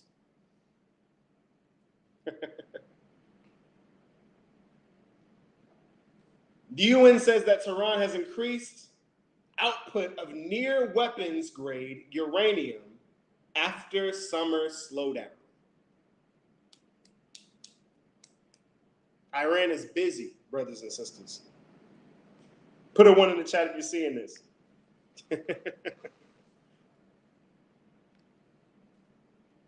You see it. So they're gonna be targeting the Iranians when they fire these nuclear weapons. Are going to be targeting specific areas, namely the fault lines. Why? Some people who are ignorant to this information think that nuclear power plants can blow up. That is not true. Nuclear power plants don't blow up, they melt down. So by targeting the fault lines, by targeting these nuclear plants on these fault lines, there will be a meltdown, which means that the release of toxic radiation for 20 miles per nuclear power plant. How many of you guys know that there's over almost 2,000 nuclear plants on the West Coast alone, on the East Coast alone? Now put a 20-mile radius on each one of those, and that's how many places are going to be filled with radiation and toxins that you can't breathe, that the water is going to be poisoned. So you're going to die one of two ways. You're going to get blown up, or the radiation is going to get you. But that's not all. Let's go to the next slide. Christ prophesied that the closer we come to his return, he said that there will be earthquakes in diverse places, natural disasters we will begin to witness. The United States nuclear power plants, while bombing them cannot cause for them to explode, it will cause them to melt down, releasing massive amounts of radiation and toxic fumes for a radius of 20 miles each. This much nuclear impact from the war will cause earthquakes to ensue, smaller earthquakes that will cause for the nuclear plants to melt down in succession. So you have the radiation and you have the toxic fumes from the nuclear weapons, from the nuclear power plants, and earthquakes happening in small spurts that are taking place from the fault line shaking. But there's something more important to examine here. An event that's being caused by the Most High. This is independent of Iran. This is independent of BRICS. The Most High is going to cause for the tectonic plates to shift, causing a massive earthquake that mankind has causing the most massive earthquake mankind has ever seen. Even larger than that of what took place in the deluge. I'm going to say that again. Even larger than that which took place during the deluge. How many of you guys know that during the flood, the tectonic plates were shifting? It was the earth was originally one landmass, but geysers shot through the earth. The tectonic plate shifted and broke the land into pieces. This earthquake that's going to happen is greater than even that. This earthquake will cause for the United States to split into 3 pieces and for the continents to shift once again. Don't believe me? Let's read it. Revelation chapter 16, verse 18. I was just sending you a message, a private message. I need to drop off for a second to deal with this instability over here. So give me a second. I'll be right back. I got to drop off before it drops me. No problem. I'll handle it. I'll be right back. Trying to tell y'all the devil is busy. But listen, ain't nothing gonna stop. All right, here we go. So Revelation chapter 16, verse 18. And there were voices and thunderings and thunders and lightnings, and there was a great earthquake, such as was not since men were upon the earth, so mighty and so great. This is going to be the biggest earthquake mankind has ever seen. And while this is happening, you're going to have inclement weather, tornadoes, hurricanes, all taking place at the same time, working together to do what? Verse 19. And the great city was divided into 3 parts. I'm going to say that again. And the great city was divided into 3 parts, and the cities of the nations fell. I'm telling you this right now. If you live in a city, I don't care where you are on the earth, get out. Because it's not just going to be the United States shaking and crumbling. The entire earth is going to feel this earthquake. So much so that the cities of all the nations are going to fall. You live in a high rise, expect for it to tip over.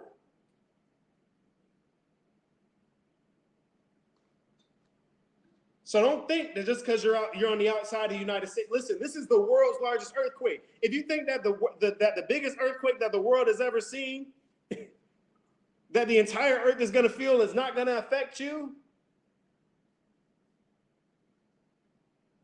get somewhere rural where a building can't fall on you. Because so much so that cities all around the world are going to be crumbling to ruins. What does it say? It says, and the great Babylon, the great United States, the greatest nation on earth, came into remembrance before God to give her the cup of wine of the fierceness of his wrath. Everyone is going to realize who the true God is when that land is completely and utterly destroyed. What does verse 20 says? It says, and every island fled away, and the mountains were not found. What does that mean? The mountains were not found. The islands fleeing away means that the Most High is going to be moving the land. The land is going to be shifting the same way that it shifted in the days of Noah. We're going to prove it. So every island fled away, and the mountains were not found. We're going to show you what that means here in a second. The PowerPoint presentation. Here. One moment, brothers and sisters.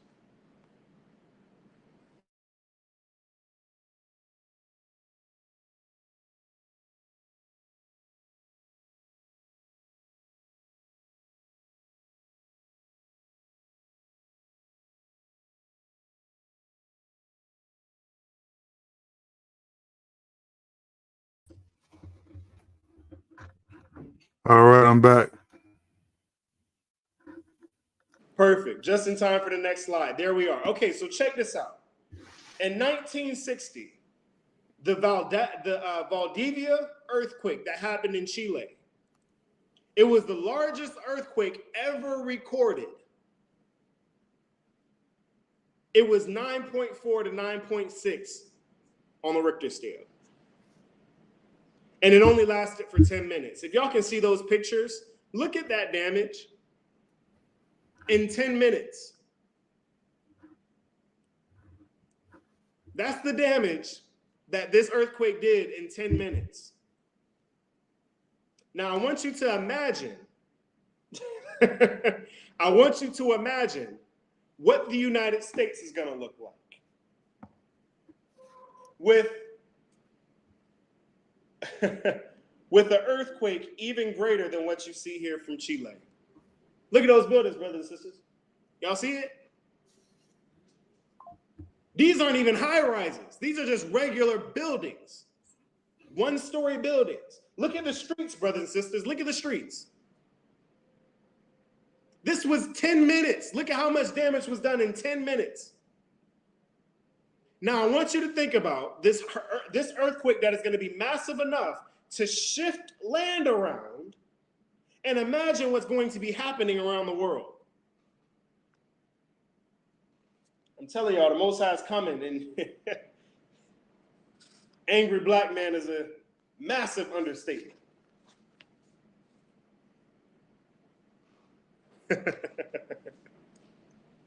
Let's go to the next slide. Jeremiah chapter 51, verse 42. Jeremiah. This earthquake will not only split the land into three parts. This earthquake will not only split the land into three parts, but it'll also cause for the nearby islands and continents to begin to shift as they did in the days of Noah. Let's prove it. Jeremiah chapter 51, verse 42. Salaki, Elder. Jeremiah chapter 51, starting at verse 42. Mm-hmm. The sea has come up upon Babylon. Oh! So the Most High is still not done with Babylon. After the earthquake, after the nuclear weapons, after the radiation and the fallout, he says, the sea shall come up upon Babylon. Read. She is covered with the multitude of the waves thereof. She is covered with the multitude of what? The waves thereof. That is why the mountains were not found in Revelation chapter 16, verse 20. It is under water. Jeremiah writes from his vision that the sea is risen up over Babylon, the United States, which is why the mountains were not found. The word cover, when you look at that word cover in Hebrew right there, it means engulfed.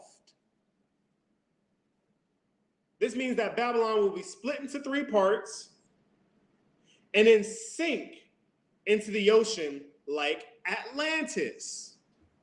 Y'all following me here? Watch this. I'm going to show y'all something. I'm going to show y'all something y'all probably haven't seen before here in a second. It will sink into the water like Atlantis. Those who follow the cult of Baal know this. Check this out. Let's go to the next slide. I'm going to show y'all the cult of Baal. This shows all of the factions, the religious factions and religious standings and gods and events that took place leading up to the rise and the fall of Babylon. Now, if you zoom in on the bottom, the consummation, you see USA, 1776.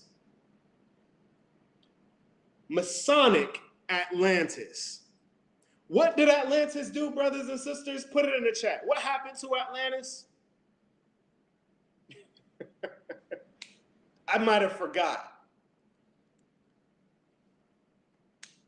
Oh, and look at that. It even has the gods of America, the pyramid of reincarnated souls. Horus, Dionysus, Bacchus, and Jesus.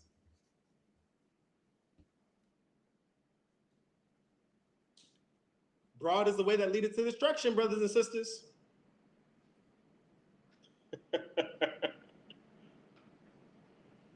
When you look at this, you see a lot of things in here.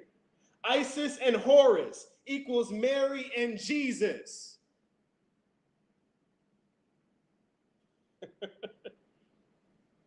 Brothers and sisters, I'm telling you here, it says Baal, Moloch, Marduk, Set, Jupiter, Satan.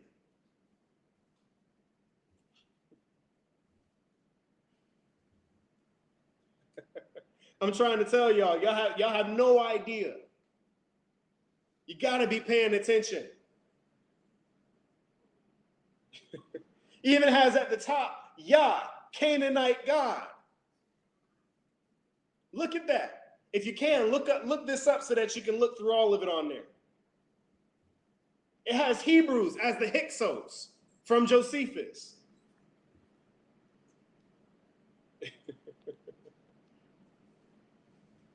Y'all have no idea how they've planned this entire thing out.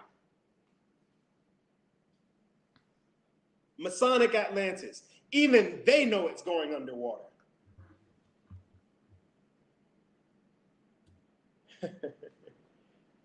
And even then, look, they even have the Judeans in cahoots. The synagogue of Satan. Judea, synagogue of Satan.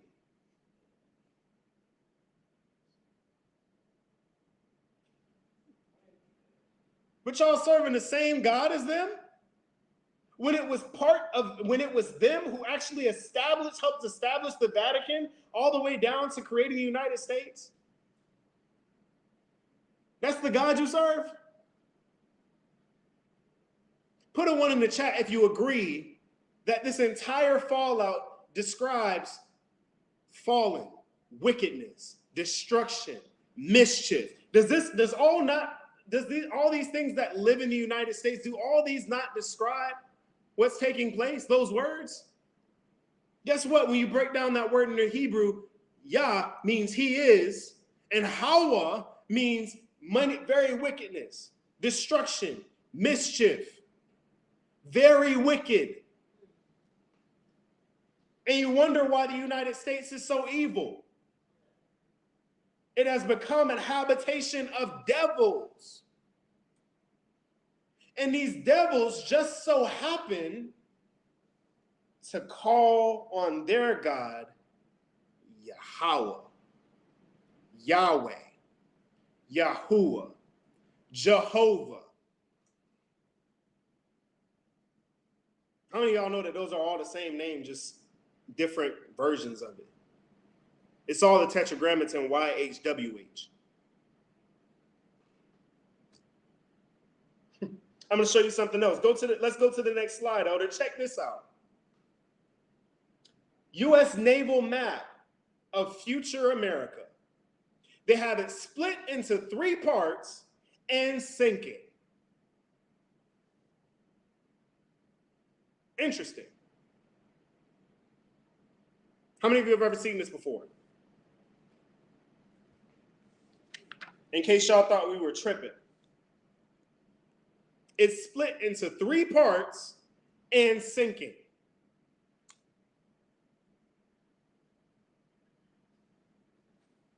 Y'all still don't believe us. Let's go to Jeremiah chapter 51, verse 63. Let's go to the next slide, Elder. We're going to prove it since some of y'all probably still don't believe us here.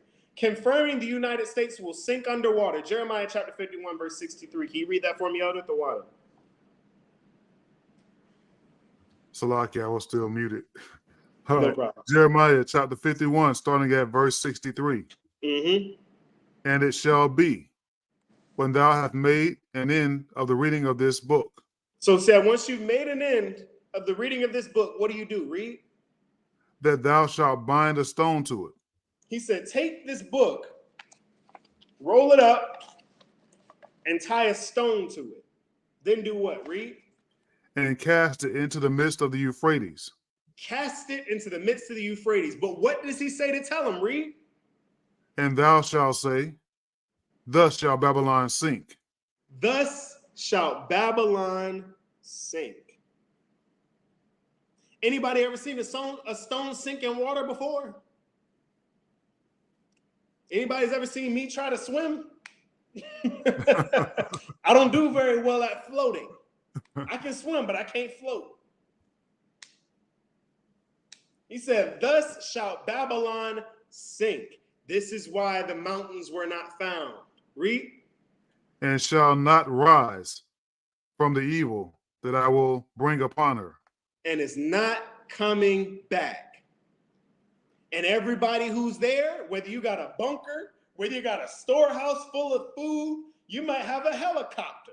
Guess what? It's all going underwater. Remember when I said earlier you might be swimming anyway?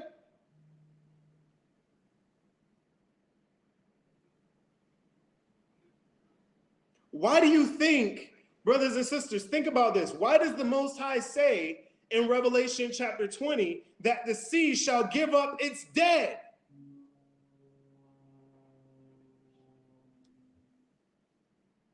Y'all thought it was talking about the people who jumped off the slave ships. Yeah, them too, but it's the people that are going down with Babylon.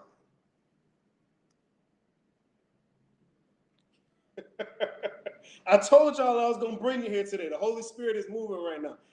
They working against us, but they see that nothing's working. So it's coming out. It says that and shall not rise from the evil that I will bring upon her. Read. And they shall be weary. Let's go to the next slide to show you exactly what we mean. A little visual representation. The book of Jeremiah, Babylon is the stone sinking.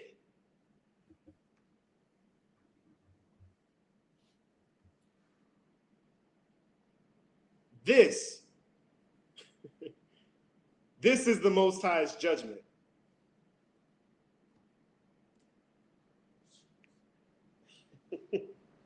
All praise be to the Most High, Hayah Bahashim Yeshaya Warawak, the God who revealed himself to Moses in the burning bush by the name I am that I am, and that is his name. I actually found some interesting information talking to one of the brothers.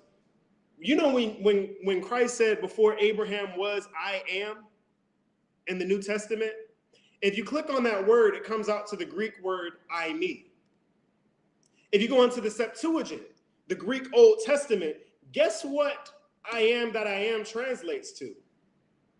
I me, oh, I me. Even Christ knew the name of the Most High. He said, before Abraham was, I me, or Ahaya.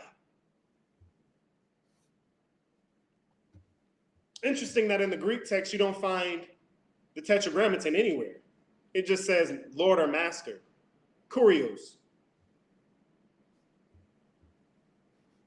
I me. Ehye. And as they say in modern Yiddish, Ahaya is his name according to the Most High. In the ancient Hebrew. But we also said that we're going to prove that the lands are going to be shifting around, right? Let's go to the next slide. Isaiah chapter 24, verse 19. Let's prove it. Put a 1 in the chat if this lesson is blessing you. Put a 2 in the chat if you're hearing something that you've never heard before. Go ahead and read, Elder. Isaiah chapter 24, starting at verse 19. Uh-huh. The earth is utterly broken down. The earth is utterly broken down. Read. The earth is clean dissolved. It's clean dissolved. Now, for those who don't know what clean dissolved means, when you click on that word in the Hebrew, it comes out to 86565 parar, meaning broken asunder, make void, to cast off, the earth is moved greatly. Read. Verse 20. Mm-hmm. The earth shall reel to and fro like a drunkard. The entire earth, because this earthquake is going to be shaking. Anybody ever seen a drunkard try to walk? I'm not talking about somebody who's tipsy. I'm talking about somebody who's drunk. Read. And shall be removed like a cottage. He said it shall be removed like a cottage. Read. And the transgression thereof shall be heavy upon it. Mm-hmm. And it shall fall and not rise again. And it shall fall and not rise again. Now, some saying it's saying that the earth is broken down, but it's not saying that the land would shift. Okay, let's go up to verse 1 in the same chapter. Isaiah chapter 24, starting at verse 1. Uh-huh. Behold, the Lord maketh the earth empty. He maketh the earth empty. Read. And maketh it waste. Mm-hmm. That word maketh it waste. He's destroying the earth. Read. Because this is the entire earth. Keep in mind, this earthquake is not just going to affect the United States. The entire earth, all of these cities that these people are living in are going to become waste. Imagine how many people are going to die in such a short period of time just because they were living in a city, and the city, because of earthquake, is going to come crumbling down. Cities will break through. You living in a city with train stations running underneath, everything's collapsing. People are going to be trapped under the streets. Read. And turneth it upside down. Now, that turneth it upside down is what we want to focus on. When you look at the Hebrew for that phrase, turneth it upside down, it translates as twists or distort. He's going to be twisting and distorting the earth, the land. He's going to be moving land here and there, the same way that he did during the days of Noah. Remember what Christ said? As in the days of Noah, so shall the coming of the Son of Man be. Land is going to start moving. He's going to be twisting and distorting the land. There's going to be a shaking unlike this earth has ever seen. Read. And scattereth abroad the inhabitants thereof. And scattereth abroad the inhabitants thereof. That means that some people you might have been in South America, and now all of a sudden you're in Africa. How did you get there? Because the Most High is twisting and distorting the land.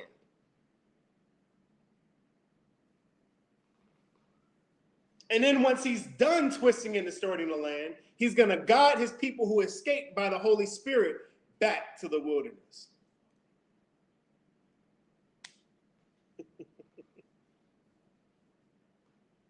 Yep.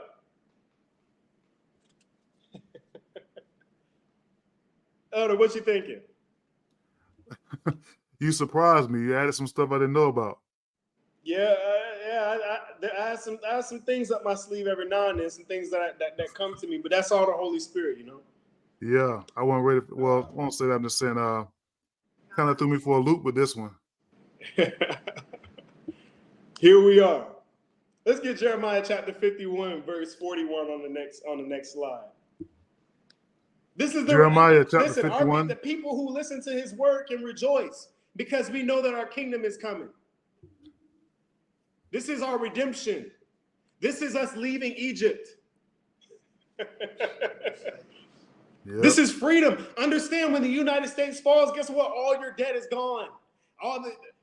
You owe the IRS money, not anymore. And whatever you got, whatever they're trying to hold you to, whatever the case might be, you're going to be freed from everything. That's freedom, brothers and sisters. All of you how many of you know you go into the Black's Law Dictionary and you look up the definition of citizen? It means slave. That means that when the United States goes underwater, when the Most High is finishing destroying it, guess what that means? You've been freed.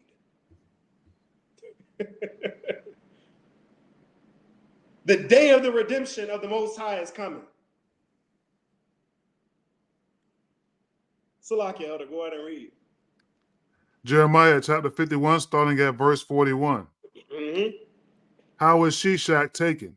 How is Shishak taken? That's another word for the daughter of Babylon. How is the United States taken? Read. And how is the praise of the whole earth surprised? When you go to any other country, they're always talking about, oh, yes, I would love to go to the United States. Just visit there, you know. Buy a house, a car, you know. Everybody wants to go to the United States, no matter where you want to go. Am I wrong? Everyone wants to come to the United States. The praise of the entire earth. There's opportunity there. Anyone who goes to the United States, you can be whatever you want to be. How is the praise of the entire earth surprised? They had no idea it was coming. Everyone around the world and everyone in the States thinks, oh, we're untouchable. War has never come to our soil since the Revolutionary War. We are the most powerful nation on earth. No one can destroy us. How is Shishak taken and how is the praise of the earth surprised? We're going to tell you how they were surprised. Read. How is Babylon becoming an astonishment among the nations? All the nations are going to be looking like, what just happened? When the dust settles, the buildings have fallen, Babylon has sank, everyone's going to look and say, what happened?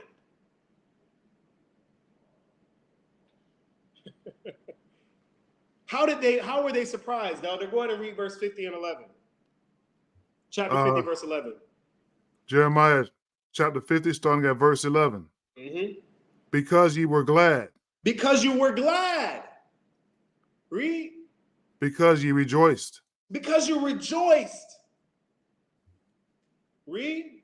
O ye destroyers of my heritage. You pillaged and destroyed my people, and you thought you were too powerful and you were going to get away with it. Read. Because ye are grown fat as the heifer at grass. You've grown fat as the heifer at grass. You got people, our people in the United States think that we got a monopoly on slavery and destruction and captivity. You haven't even been anywhere. There's people living in worse than you are. You're practically living like a king. You know what some of our people across the world would do for a TV? For a pair of shoes without a hole in the sole? For windows? For curtains? For doorknobs? For a door? Even the captives in the United States of our people are spoiled, let alone the rich and the powerful. The same thing as jail. Imagine we talk about, oh yeah, black people going to jail. You got TV in jail. You get 3 meals in jail. You get 1 celly in jail. Try coming over here. How about 10, 12 of them, 10 or 12 cellies and eat when they can feed you? Ain't no bed. You sleeping on the concrete.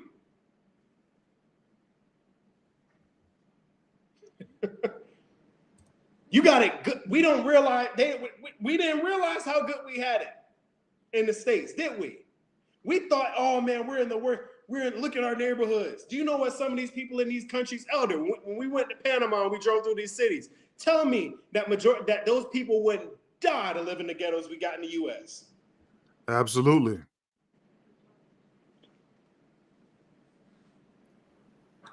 That's the mentality. We're too powerful. We're too strong. No nation can come against us and prevail. And when it happens, everyone is going to be baffled.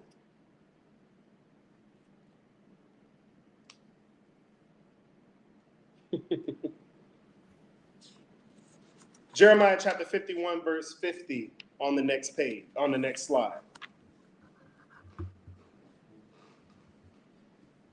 Jeremiah chapter 51, starting at verse 50. Mm-hmm. Ye have escaped the sword. Go away. Stand not still. Remember the Lord afar off. Remember the Lord afar off. Read. And let Jerusalem come into your mind. He said, ye that have escaped the sword, all of you who have escaped the destruction that came upon Babylon. Not that I delivered you from the destruction, those who escaped the destruction. Brothers and sisters, he said, those who have escaped the sword, go away, stand not still. He said, once you leave the United States, don't stop and settle. Don't think that you're going to be able to stay there. What did Christ say? Be as pilgrims. He said, go away. Keep moving away. Don't try to go back. He said, keep going away and stand not still. Don't stop. He said, remember the Lord afar off. And let Jerusalem come into your mind. Because it's going to be hard. You're going to leave. You're going to be away from everything that you've ever known.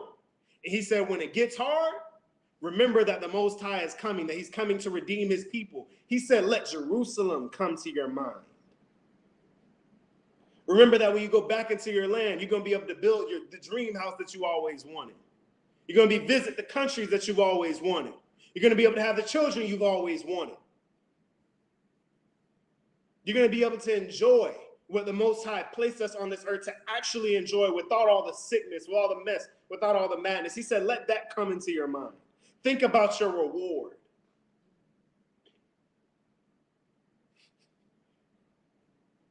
Elder, how often do we sit here with one of the brothers and just talk? Just talk about what it's going to be like, what we're going to do, where we're going to go. As often as we can. That's where your strength comes from. That's where we draw our strength. We draw our strength from the promises of the Most High. We draw our strength from faith. That's right. Verse 51. One moment. We are confounded because we have heard reproach. Shame hath covered our faces. For strangers are come into the sanctuaries of the Lord's house. For strangers. You know what that word translates to, brothers and sisters? That's right. Same thing. Foreigners have entered into the sanctuaries of the Most High's house. They've gone into our land. So once he is done destroying the United States, he is going to rid our land of the imposters. And then China, you're next.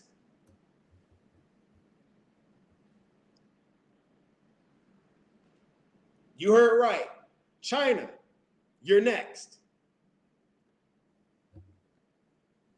That's not saith Bishop Taz.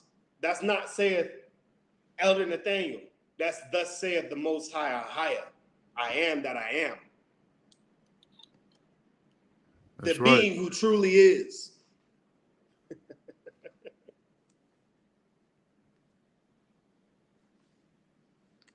Let's go to the next slide. Jeremiah chapter 50, verse 4. We're closing it out. Jeremiah chapter 50, starting at verse 4. In those days and in that time, saith the Lord, the children of Israel shall come, and they and the children of Judah together, going and weeping. They shall go and seek the Lord their God. So he says, the Most High says, in those days and in that time, once Babylon's fallen and the fishes have settled into their new home, the children of Israel are going to come. And the children of Israel and the children of Judah together, the northern and the southern kingdom, they're going to come together going weeping. And they shall go and seek their God. They're going to be like, there's our God has, what you were saying about what was going to happen, happened. Everything that you were saying about the fall of the United States was true. What do we need to do to get back to our land? For some people, it's going to take that. Read. They shall ask the way to Zion. They shall ask the way where? To Zion. Read. With their faces thitherward, saying, come, let us join ourselves to the Lord in a perpetual covenant. Come, let us join ourselves to the Lord in the perpetual covenant. They said, listen, how do we get home? Now that this is destroyed, I remember you said in that lesson that you did that he was going to lead us back. How do we get home? Take us home. What's the way? Let's remake our covenant to the Most High. Let's go. Let's live without sin. Let's live according to his law. Read. In a perpetual covenant that shall not be forgotten. My people have been lost sheep. They have been lost sheep. Read. Their shepherds have caused them to go astray. Whoa! Who are the shepherds? The Christian church, the Baptist, the Methodist, the Episcopal, non-denominational. The scripture says, in that day, we'll seek our true God. So what are people seeking now?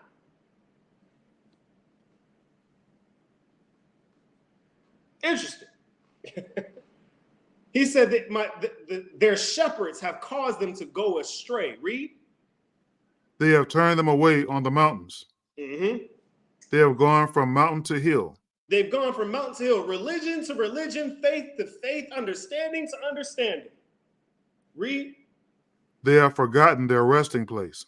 They have forgotten their resting place. And this is why we're going across to the four corners of the earth to let the people know, I know where your home is. For a long time, you've been saying we're not from here. The people, our brothers and sisters in the islands, been saying we're not from here. We're from somewhere else. We'll tell you where you're from. We're gonna get over there. We're gonna give you your postcards. We're gonna preach the word. We're gonna feed the poor, and we're gonna tell you where home is. And when all is said and done, when the lands have shifted, Babylon has sank, they will come to us. The same people from the tribe of Judah and the tribe of Israel together, they will come and say, give us the way to Zion. That's the end of this PowerPoint presentation. Elder, if you can put both of us back up on the screen, put a 1 in the chat if that was good for you. How many of you enjoyed the PowerPoint presentation? All right. Now for the disclaimers. Elder, do you have the document? The document. I took that down. You have a copy of it? Yes, sir. I can't put on the screen anyway. Okay. So this is just in closing. See, now that we've brought light to all of this information as to America's fall at the hands of Iran, there will be a lot. We must now examine and address the fear aspect that many will see from this lesson and walk in. There's a lot of fear. Put a 1 in the chat if you know there's a lot of fearful people out here. There's a lot of fearful people. There's a lot of people who hear this and they move out of fear as opposed to out of wisdom and guidance from the Most High and of his leaders. The Bible says that the Most High is not... What happened? I was just saying, fearful people are dangerous people. Very dangerous people. The Bible says that the Most High has not given us a spirit of fear, but one of faith. Moving and making decisions out of fear and in haste will be the downfall and destruction of many. Instead, you must find a hedge and a leader who is calling on the correct name of the Father and is baptized and has received the Holy Spirit to guide your steps and pave the way for you as we are doing now. Yes, brothers and sisters, that's why we're on the outside of this country. We're building. Elder, are we not building? We are building. We made a promise. Sure. We made a promise when we first came back with the lesson on the 7 churches that this ministry was going to a different place. That's right. And since then, all the Most High has done is increase the work that we've been doing.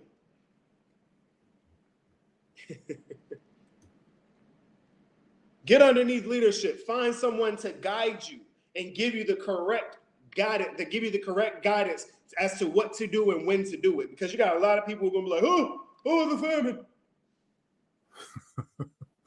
What does the Bible say about that? Ecclesiastes chapter 2, verse 1. My son, if thou come to serve the Lord, prepare thy soul for temptation. Set thy heart aright. That means prepare yourself. You know that the tests and the trials are coming. You know it's going to get difficult. So get your heart and your mind in the right place for this battle. Set thy heart aright. Constantly endure and make not haste in time of trouble. People are like, oh, the food, the water's drying up. I got to go. You're going to flee a lion and run into a bear. You thought you were trying to get to a better situation. Listen.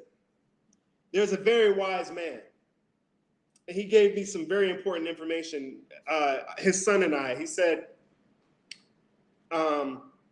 he gave us some important information, and it was relayed to me. He said, when I don't hear anything, I don't do anything. He said, I wait and I listen. I keep doing what I'm doing until the Most High tells me to do something different. That takes wisdom, patience of the Most High. It takes faith to be able to sit while the entire world is falling around you and to know that the Most High said, no danger shall come nigh thee. You have a lot of people, oh my God, the buildings are falling. The water's drying up. Did you feel the earthquake? Is it time? Wait on you wait for the Most High to tell you to move. If you don't know, if you're not listen, you get next to your leaders. Your leaders will tell you when it's time. We're developing all of this plan for when the time comes, you'll be rich. I promise you, ain't nobody gonna leave you behind. You will be in the loop. You'll be okay. Right, Elder? That's right. If verse 3 says, cleave unto him and depart not away that thou mayest be increased at that last end. He said, if you don't know what to do, you cleave to the Most High. You keep his law. You keep his commandments until he tells you what to do. It is important to understand that if your reason for leaving is self-preservation in the aspect of fear, utilizing the righteousness of others to survive, I'm going to say that again so that the people in the back hear me. If your reason for leaving is self-preservation in the aspect of fear, or you're using the righteousness of others to survive, the Most High knows your heart and will destroy you. You might as well stay right in Babylon, because he's going to destroy you the same way.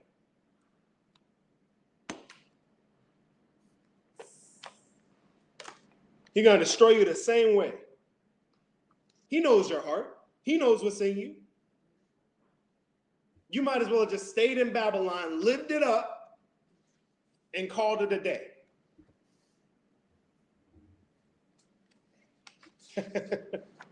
Put a 1 in the chat if you're still hearing me. 2nd Ezra chapter 16, verse 54. Behold, the Lord knoweth the works of men, their imaginations, their thoughts, and their hearts.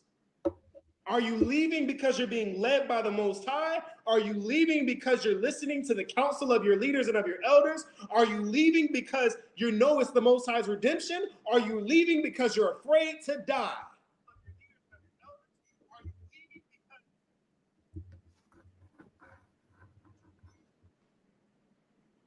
The true battle we must fight now and on our way to the wilderness is against sin. That's the true battle.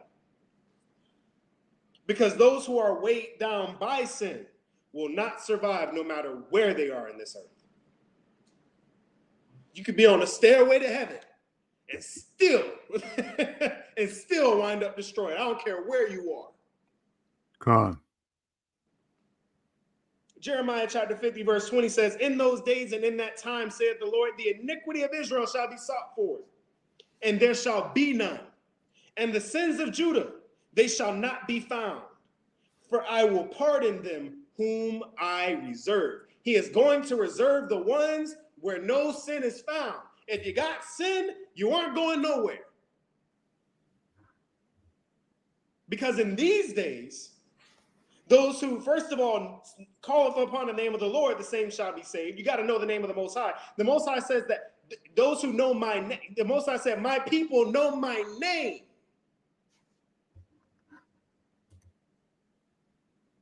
My people know my name. Oh, Baal just means, you guys don't know what you're talking about. Baal just means Lord or Master. Yeah, and it's also the name of a god of the Canaanites. It's a name. Brothers and sisters,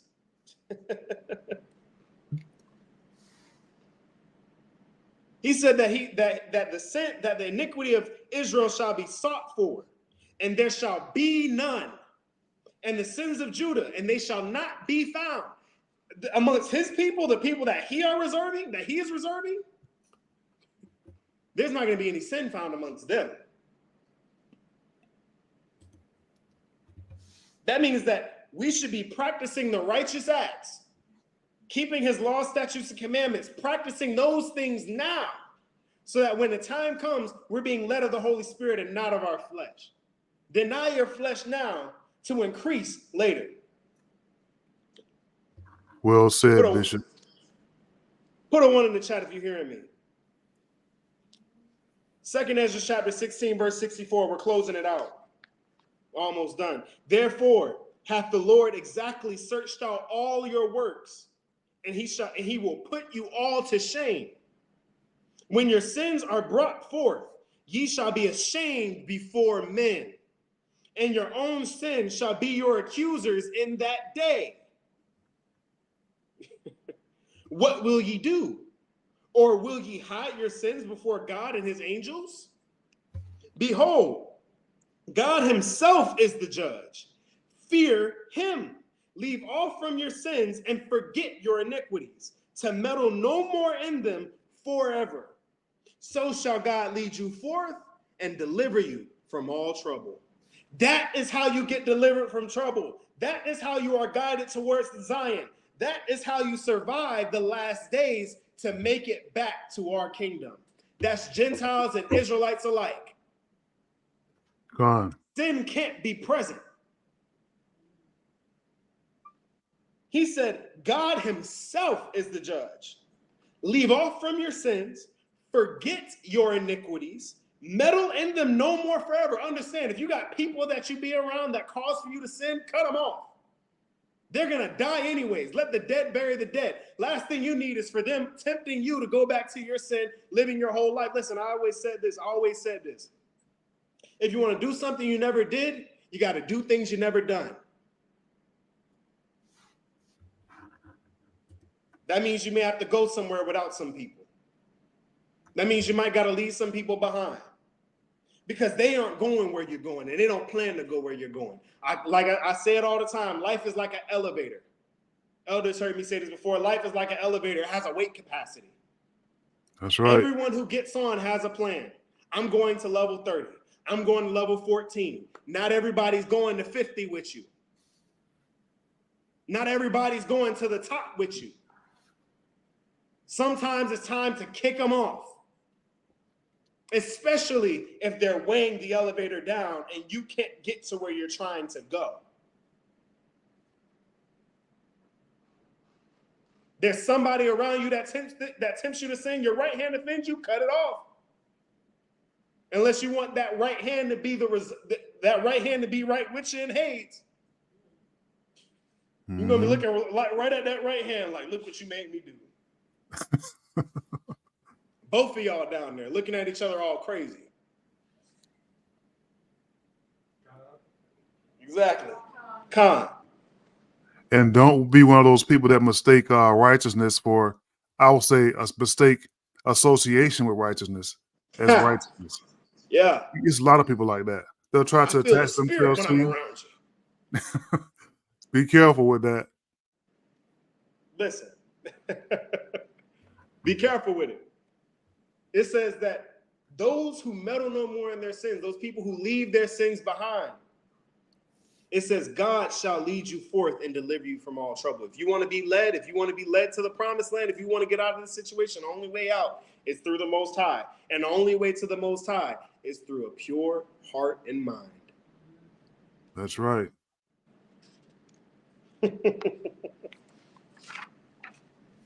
Last thing you want to do is return to your sin and them demons. Remember, legion. You leave it off once. That demon leaves. When it comes back, it's coming back stronger. And how many of y'all want to fall when the end comes? It might be too late. Somebody needs to hear you say that again. I said, how many of y'all? That demon is going to leave. And when it comes back to test you, it's coming back with friends. And how many of y'all want to be in that last home stretch and fall? Or be in the wilderness? Remember what he said here. What did he say? He said,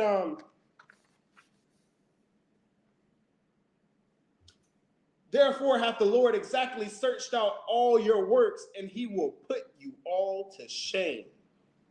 You will be embarrassed before the entire world. I ain't in no sin.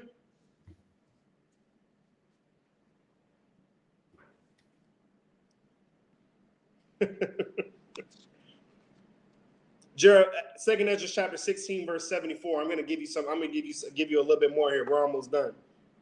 Second Ezra chapter 16, verse 74. Hear, O ye my beloved, saith the Lord. Behold, the days of trouble are at hand. The days of trouble are at hand. But I will deliver you from the same. Be ye not afraid, neither doubt, for God is your guide, and the guide of them who keep my commandments and precepts, saith the Lord God.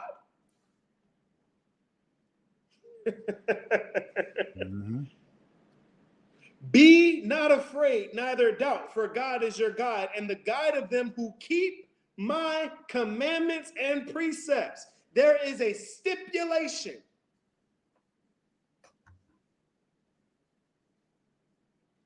Check this out. Saith the Lord God, let not your sins weigh you down, and let not your iniquity lift up themselves. Guess what? The hour of temptation is here, brothers and sisters. You're going to get out in that wilderness. You're going to be tempted in every way possible. You're going to be like, listen, when nobody trying to talk to me, and now every woman in the world want to come and try to communicate. Understand, that's not that woman wanting to communicate. It's the devil. I don't even know why I reached out. I know why. The devil.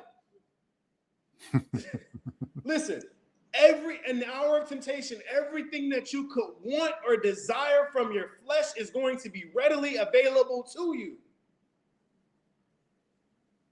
That's why he says, let not thine iniquities lift up themselves. They've been subdued, but they're going to try to peek up a little bit.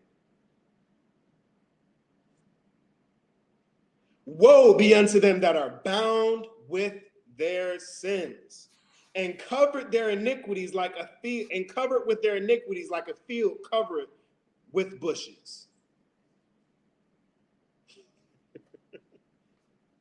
Woe be unto them that are bound by their sins, and the path thereof covered with thorns, that no man may travel through. It is left undressed, and it is cast into the fire to be consumed therewith. What do you do when you got too much land to mow? You burn it. When the land overgrows, the grass gets too tall, you got tree branches and everything in there, burn it.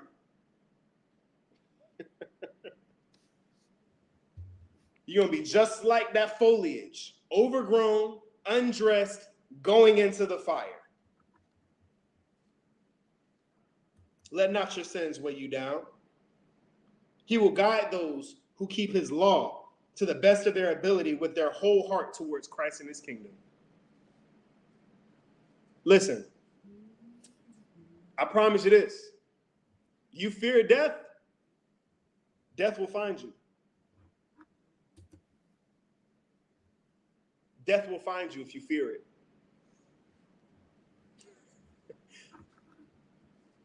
Quote that. If you fear death, death will find you. And listen, I don't fear death. But the scriptures say that there will be some who will be beheaded for the witness of Christ. I don't fear death. Elder, you fear death? No, sir, not anymore. Not anymore. How about any of y'all? Y'all fear death? No.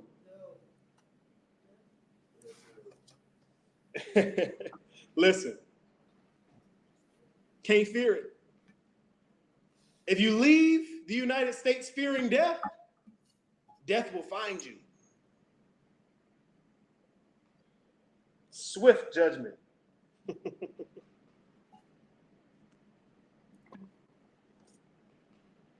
In this time, in the same chapter at 2nd Esdras, chapter 16, verse 74, it says that there will be an insurrection against the people, against the righteous, and they will begin to hunt them. There will be a great insurrection against the righteous. That means that they'll be hunting us like animals. Is that a Bible, sir? Did I just hear you quote a scripture? You know that's illegal, right? Yeah. Nobody even thought about the significance of the book of Eli. Think about it. He's the only one he has the last Bible, a black man with the last Bible in the apocalypse. And all the white people are after him to take it.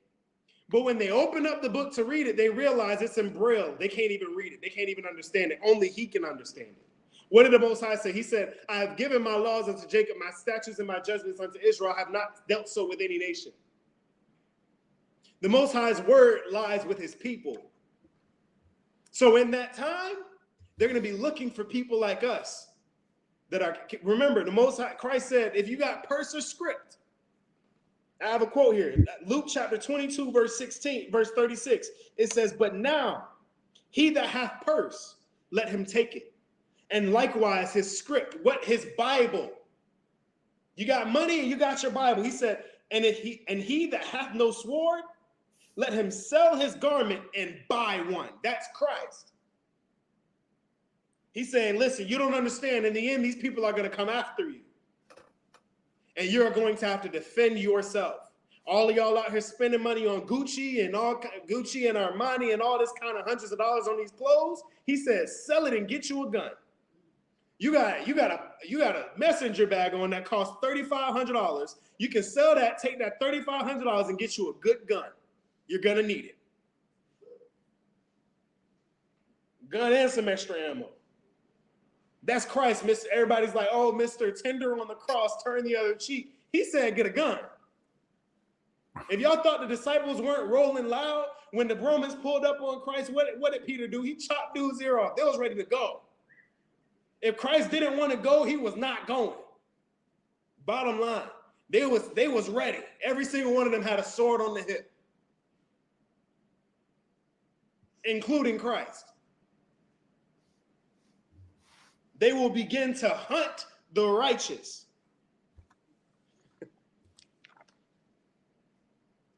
If you have the funds and the knowledge of the word, but you have no means of protecting yourself, sell some things and get you some protection for what's to come.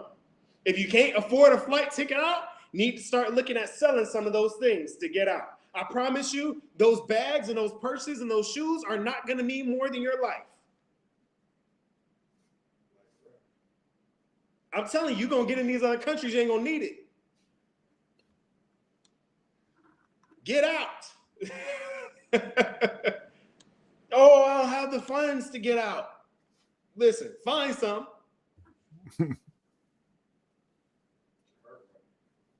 Focus on what's important. You're all busy going here and there and doing this. I want to go to Disneyland. Listen, ain't nobody worried about no Disneyland. Take the kids to Disneyland. You need to get the kids out the country. So if you need a ticket, flight ticket for them, instead of going to Disney, save the money, use it for a flight ticket. And then come to your Elder Nathaniel, Bishop, or Bishop Todd, or one of the brothers, and we'll make sure that when you get out here, you got a place to go. Because that's what we're doing. We're going out here and we're setting up for you.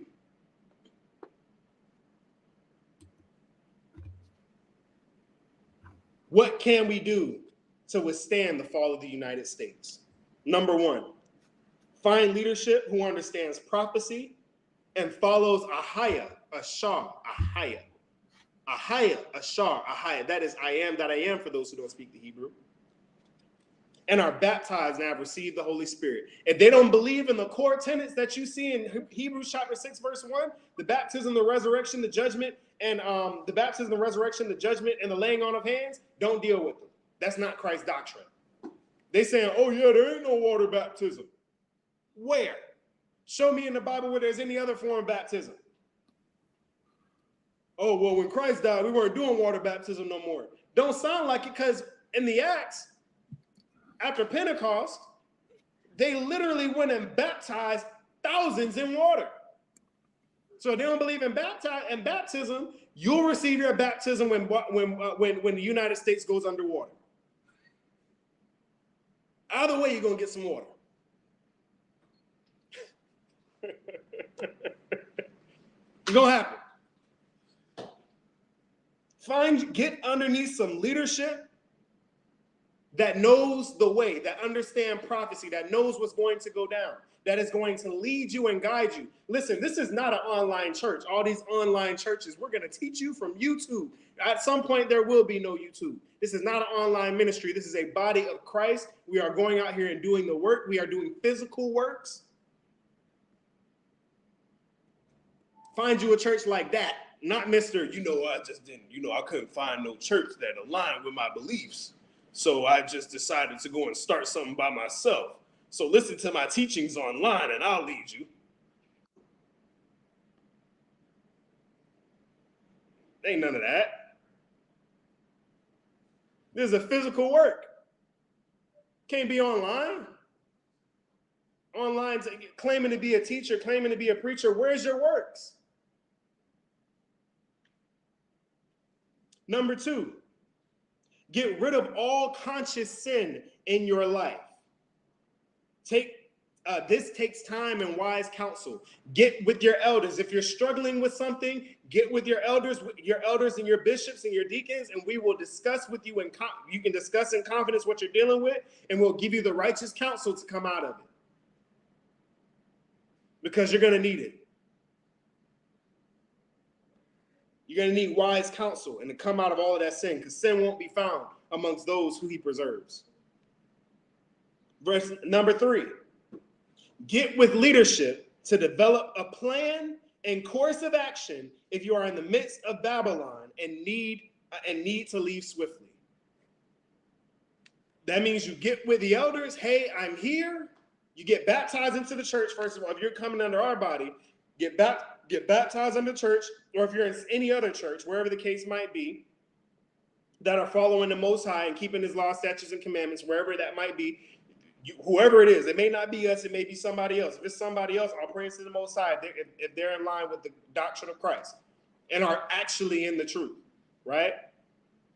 You get with them and you discuss with them what plan or course of action you need to take to get out of Babylon, and what the plan is once you're out, because you can't just be leaving and going places and think that the Most High is gonna protect you. There needs to be a plan. You need to know where you're going. You need to know the environment that you're going into, or else you're just fleeing a bear and running into a lion. You're fleeing a lion and running into a bear. I thought it would be safe over here. You thought. You didn't talk with nobody. Elder, you agree?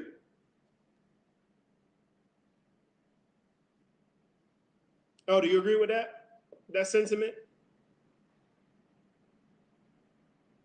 Sorry about that. I was muted again, but yeah, I totally agree. Very well said. All right. Number 4, bring your supply. Say that again. This church, amongst others, Say that again. Bring your supply. Okay. Yeah, we need that. This church, amongst others, is preparing for what is to come in the next couple years. And I said that those words were chosen deliberately. The next couple years. Stock up on essentials. Get licensed to buy your protection. I mean, yes, we are operating legally. We don't do illegal stuff. Scripture says, render unto Caesar what is Caesar's, render unto the Most High what is the Most High's. We ain't doing nothing illegal. Contribute to the work so that we can have a place for you and all those who need refuge, including yourself. That means that if you're coming, you need to be bringing something. This is not a situation. The scripture said that when all the people came together, they had all things common. That means that people were bringing resources. They were pulling their resources so that the leaders can make sure that it was dispersed as everyone had need. So if you're coming with nothing, you aren't getting anything. You can't come in with no works, with nothing to bring to the table and expect to eat what other people worked and slaved hard to get to be able to provide for their families and other people around them. That is not fair. You get to come in as a Johnny come lately. Yeah, I don't have any food to offer. I didn't pull in any finances to build the houses. We didn't do anything. But you know what? I want to go and live in this house, and I want to eat all y'all food. Sounds like Babylon to me, the foreigners. It's not the way that this works. You bring your supply. We bring all of our resources together, and we have all things common. That's right. Increase, Elder, what do you always say? Increase comes from what? When you bring your supply. Mm-hmm. I remember, back in the day, that's what a potluck is. You may not have everything to make a full meal, a full dinner, but if you got this, you got that, you got this, you got that, come on, we all eat. That's right. That's what the increase. But everybody has to bring something.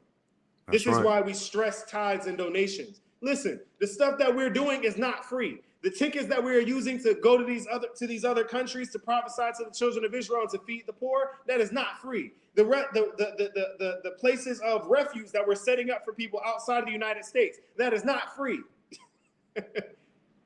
All of that costs money. So if That's you right. expect for the church to have for the leadership and for the people in this body to be putting in all the work, and you come in as a Johnny come lately, ain't done nothing, and just walk in with nothing, listen, the Most High knows your heart. Looking out for yourself, but attaching yourself to a ministry won't help yourself or anyone else. The Most High will purge you. All those rich people with money, what did the Most High what did Christ tell them to do? Sell everything, give it to the poor, and follow me. There was a woman who gave 3 cents. He said she gave more than all of y'all. You want to know why he said that? Because that was all she had to give. When you look at the testament of Zebulun, he said, give if you have little. When you look at Tobit, he said, if you have little, give a little according to that little. If you have a lot, give according to a lot. The Most High searcheth the reins. He knows the heart. She gave everything she had because she believed in what Christ was bringing. It was 3 cents, y'all. 3 cents. But that was only 3 cents she had. She gave more than everybody else. like these elder, these billionaire celebrities are like, yeah, I'm starting a GoFundMe and I'm gonna put $5,000 in there. And everybody's like, wow, they care so much. You got a GoFundMe for $1 million. You put $5,000 in and you're a billionaire. Does that make any sense? You're asking people who don't make close to anything to give what they have when you are willing to give what you got.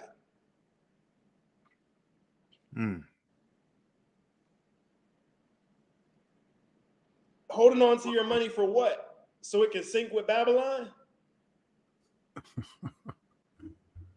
Wow. Because keep in mind, when that currency goes down, all that money that you got ain't going to be worth squat unless you get the mark of the beast. So you can trade those finances for resources and bring them amongst the body so we can increase it. That's simple. The time is near for Israel's deliverance. Are you prepared? That is the conclusion of our lesson here today. All praise to the Most High. Awesome. Do we have any questions? We have a lot of people in the chat. Do we have any questions? Do we have any comments? Elder, do you have anything to speak on? Oh, no, not at all. You did an awesome job. Great work.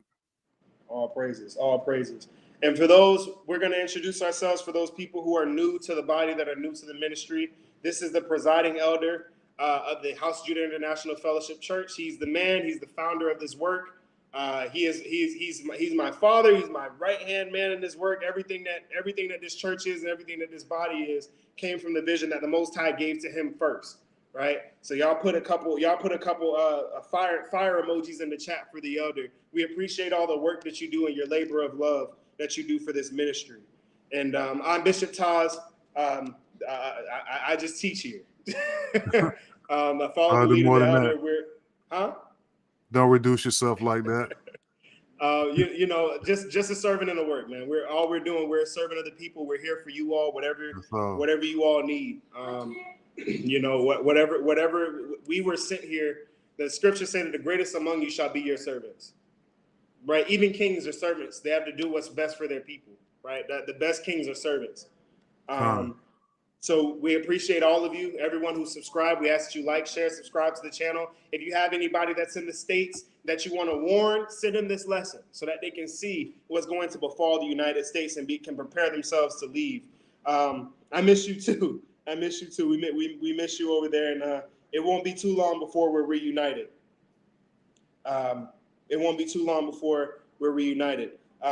Yes, Bishop Taz, that's correct.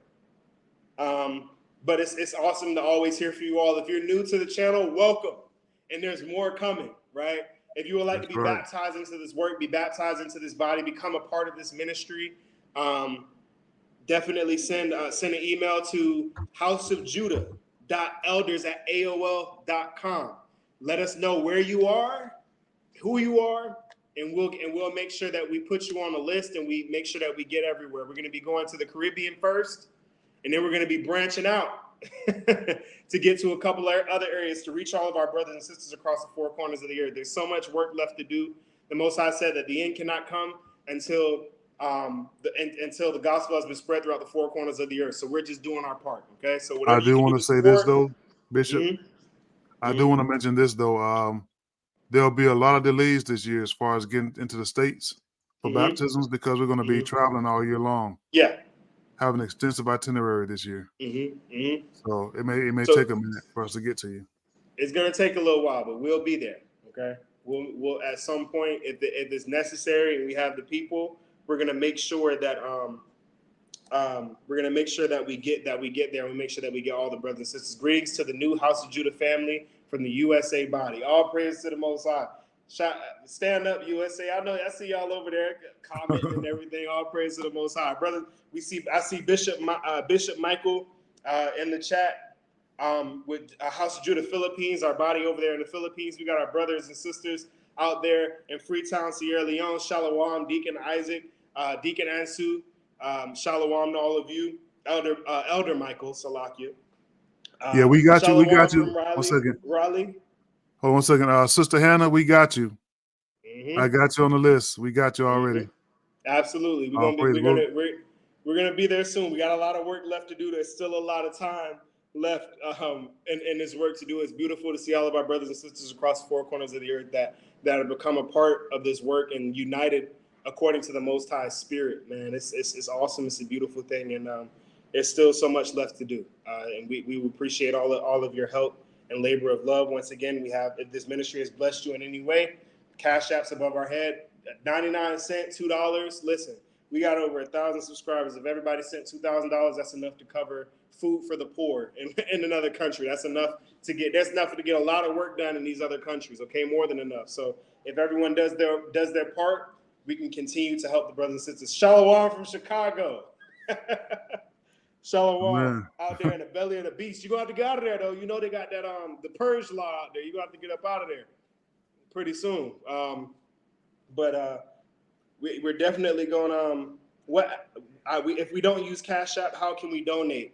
Elder, send an email to the elder, and we'll touch base with you on that on a private basis to let you know how you can donate and help the work. So send an email to House of Judah .elders@aol.com. Put donate in the subject line, tithe or donate in the subject line, and we'll get to that as soon as we can. Okay. A lot of comments today. All praise to the Most High. Thank you, Bishop and Elder, for your hard work and dedication to the ministry. Hey, listen, we're just servants of the work. We're just doing as the Most High commanded us. At the end of the day, that's really all there is to it. Just doing the work of the Most High, a labor of love, and that's really and keeping the Most High's commandments. That's the whole duty. You know what I'm saying? We live, and I was saying this before. We live for other people. If you're in this truth and you haven't helped someone else, there's no reason for you to be in it. What's the point of you being in this truth? What's the point of you being in this work if it's not for other people? Right? That's we right. live for others. If you're in this truth and you've never brought someone else into the truth, if you don't talk, listen, this work is too big. This work is too big. It's too heavy. This work and this truth is too bright and too powerful for you to be in the midst of your brothers and sisters and not talk to one of them about the Most High. Listen, man, this is all I talk. This is all I can talk about. This is all I think about. You know, this is what this is. It's life. This is all we do. It's an obsession, right? This is what it is, man, and it's a beautiful thing, and it's so good to have brothers and sisters of like mind. It's a blessing to have everyone here, and as this ministry continues to grow and as it continues to build, we hope that you all will come on board and do it with us. We would like to do a baptism, get some baptisms done pretty soon for the family around the world. And if you would like to join this work, again, send an email. If you would like to support the ministry, Cash App. If you don't have Cash App, send an email. And we're going to let you go on this Sabbath, okay? Let y'all go and enjoy your Sabbath and eat your Sabbath dinners. And Elder, do you have anything in closing? Just a response to Sister Hannah, her message. The water, sister. Just having the I would say the willingness to partner with us and assist us in this work is a blessing. Thank you so much. All praises, And, all praises. thank you everybody that tuned in today Mm-hmm. for the whole lesson. I mean, it's been over 3 hours. Thank you so much. Bless you all. All of our new subscribers, everything. Bless you all.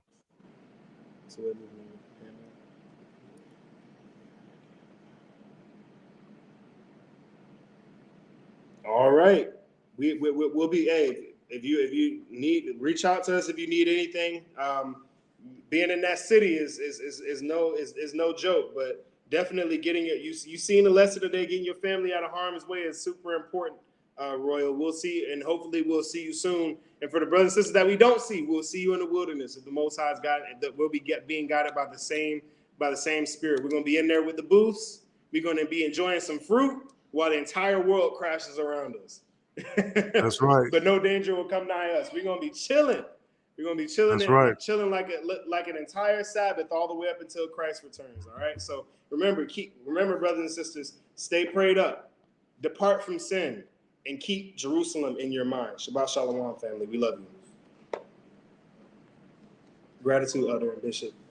All right. Shabbat Shalom.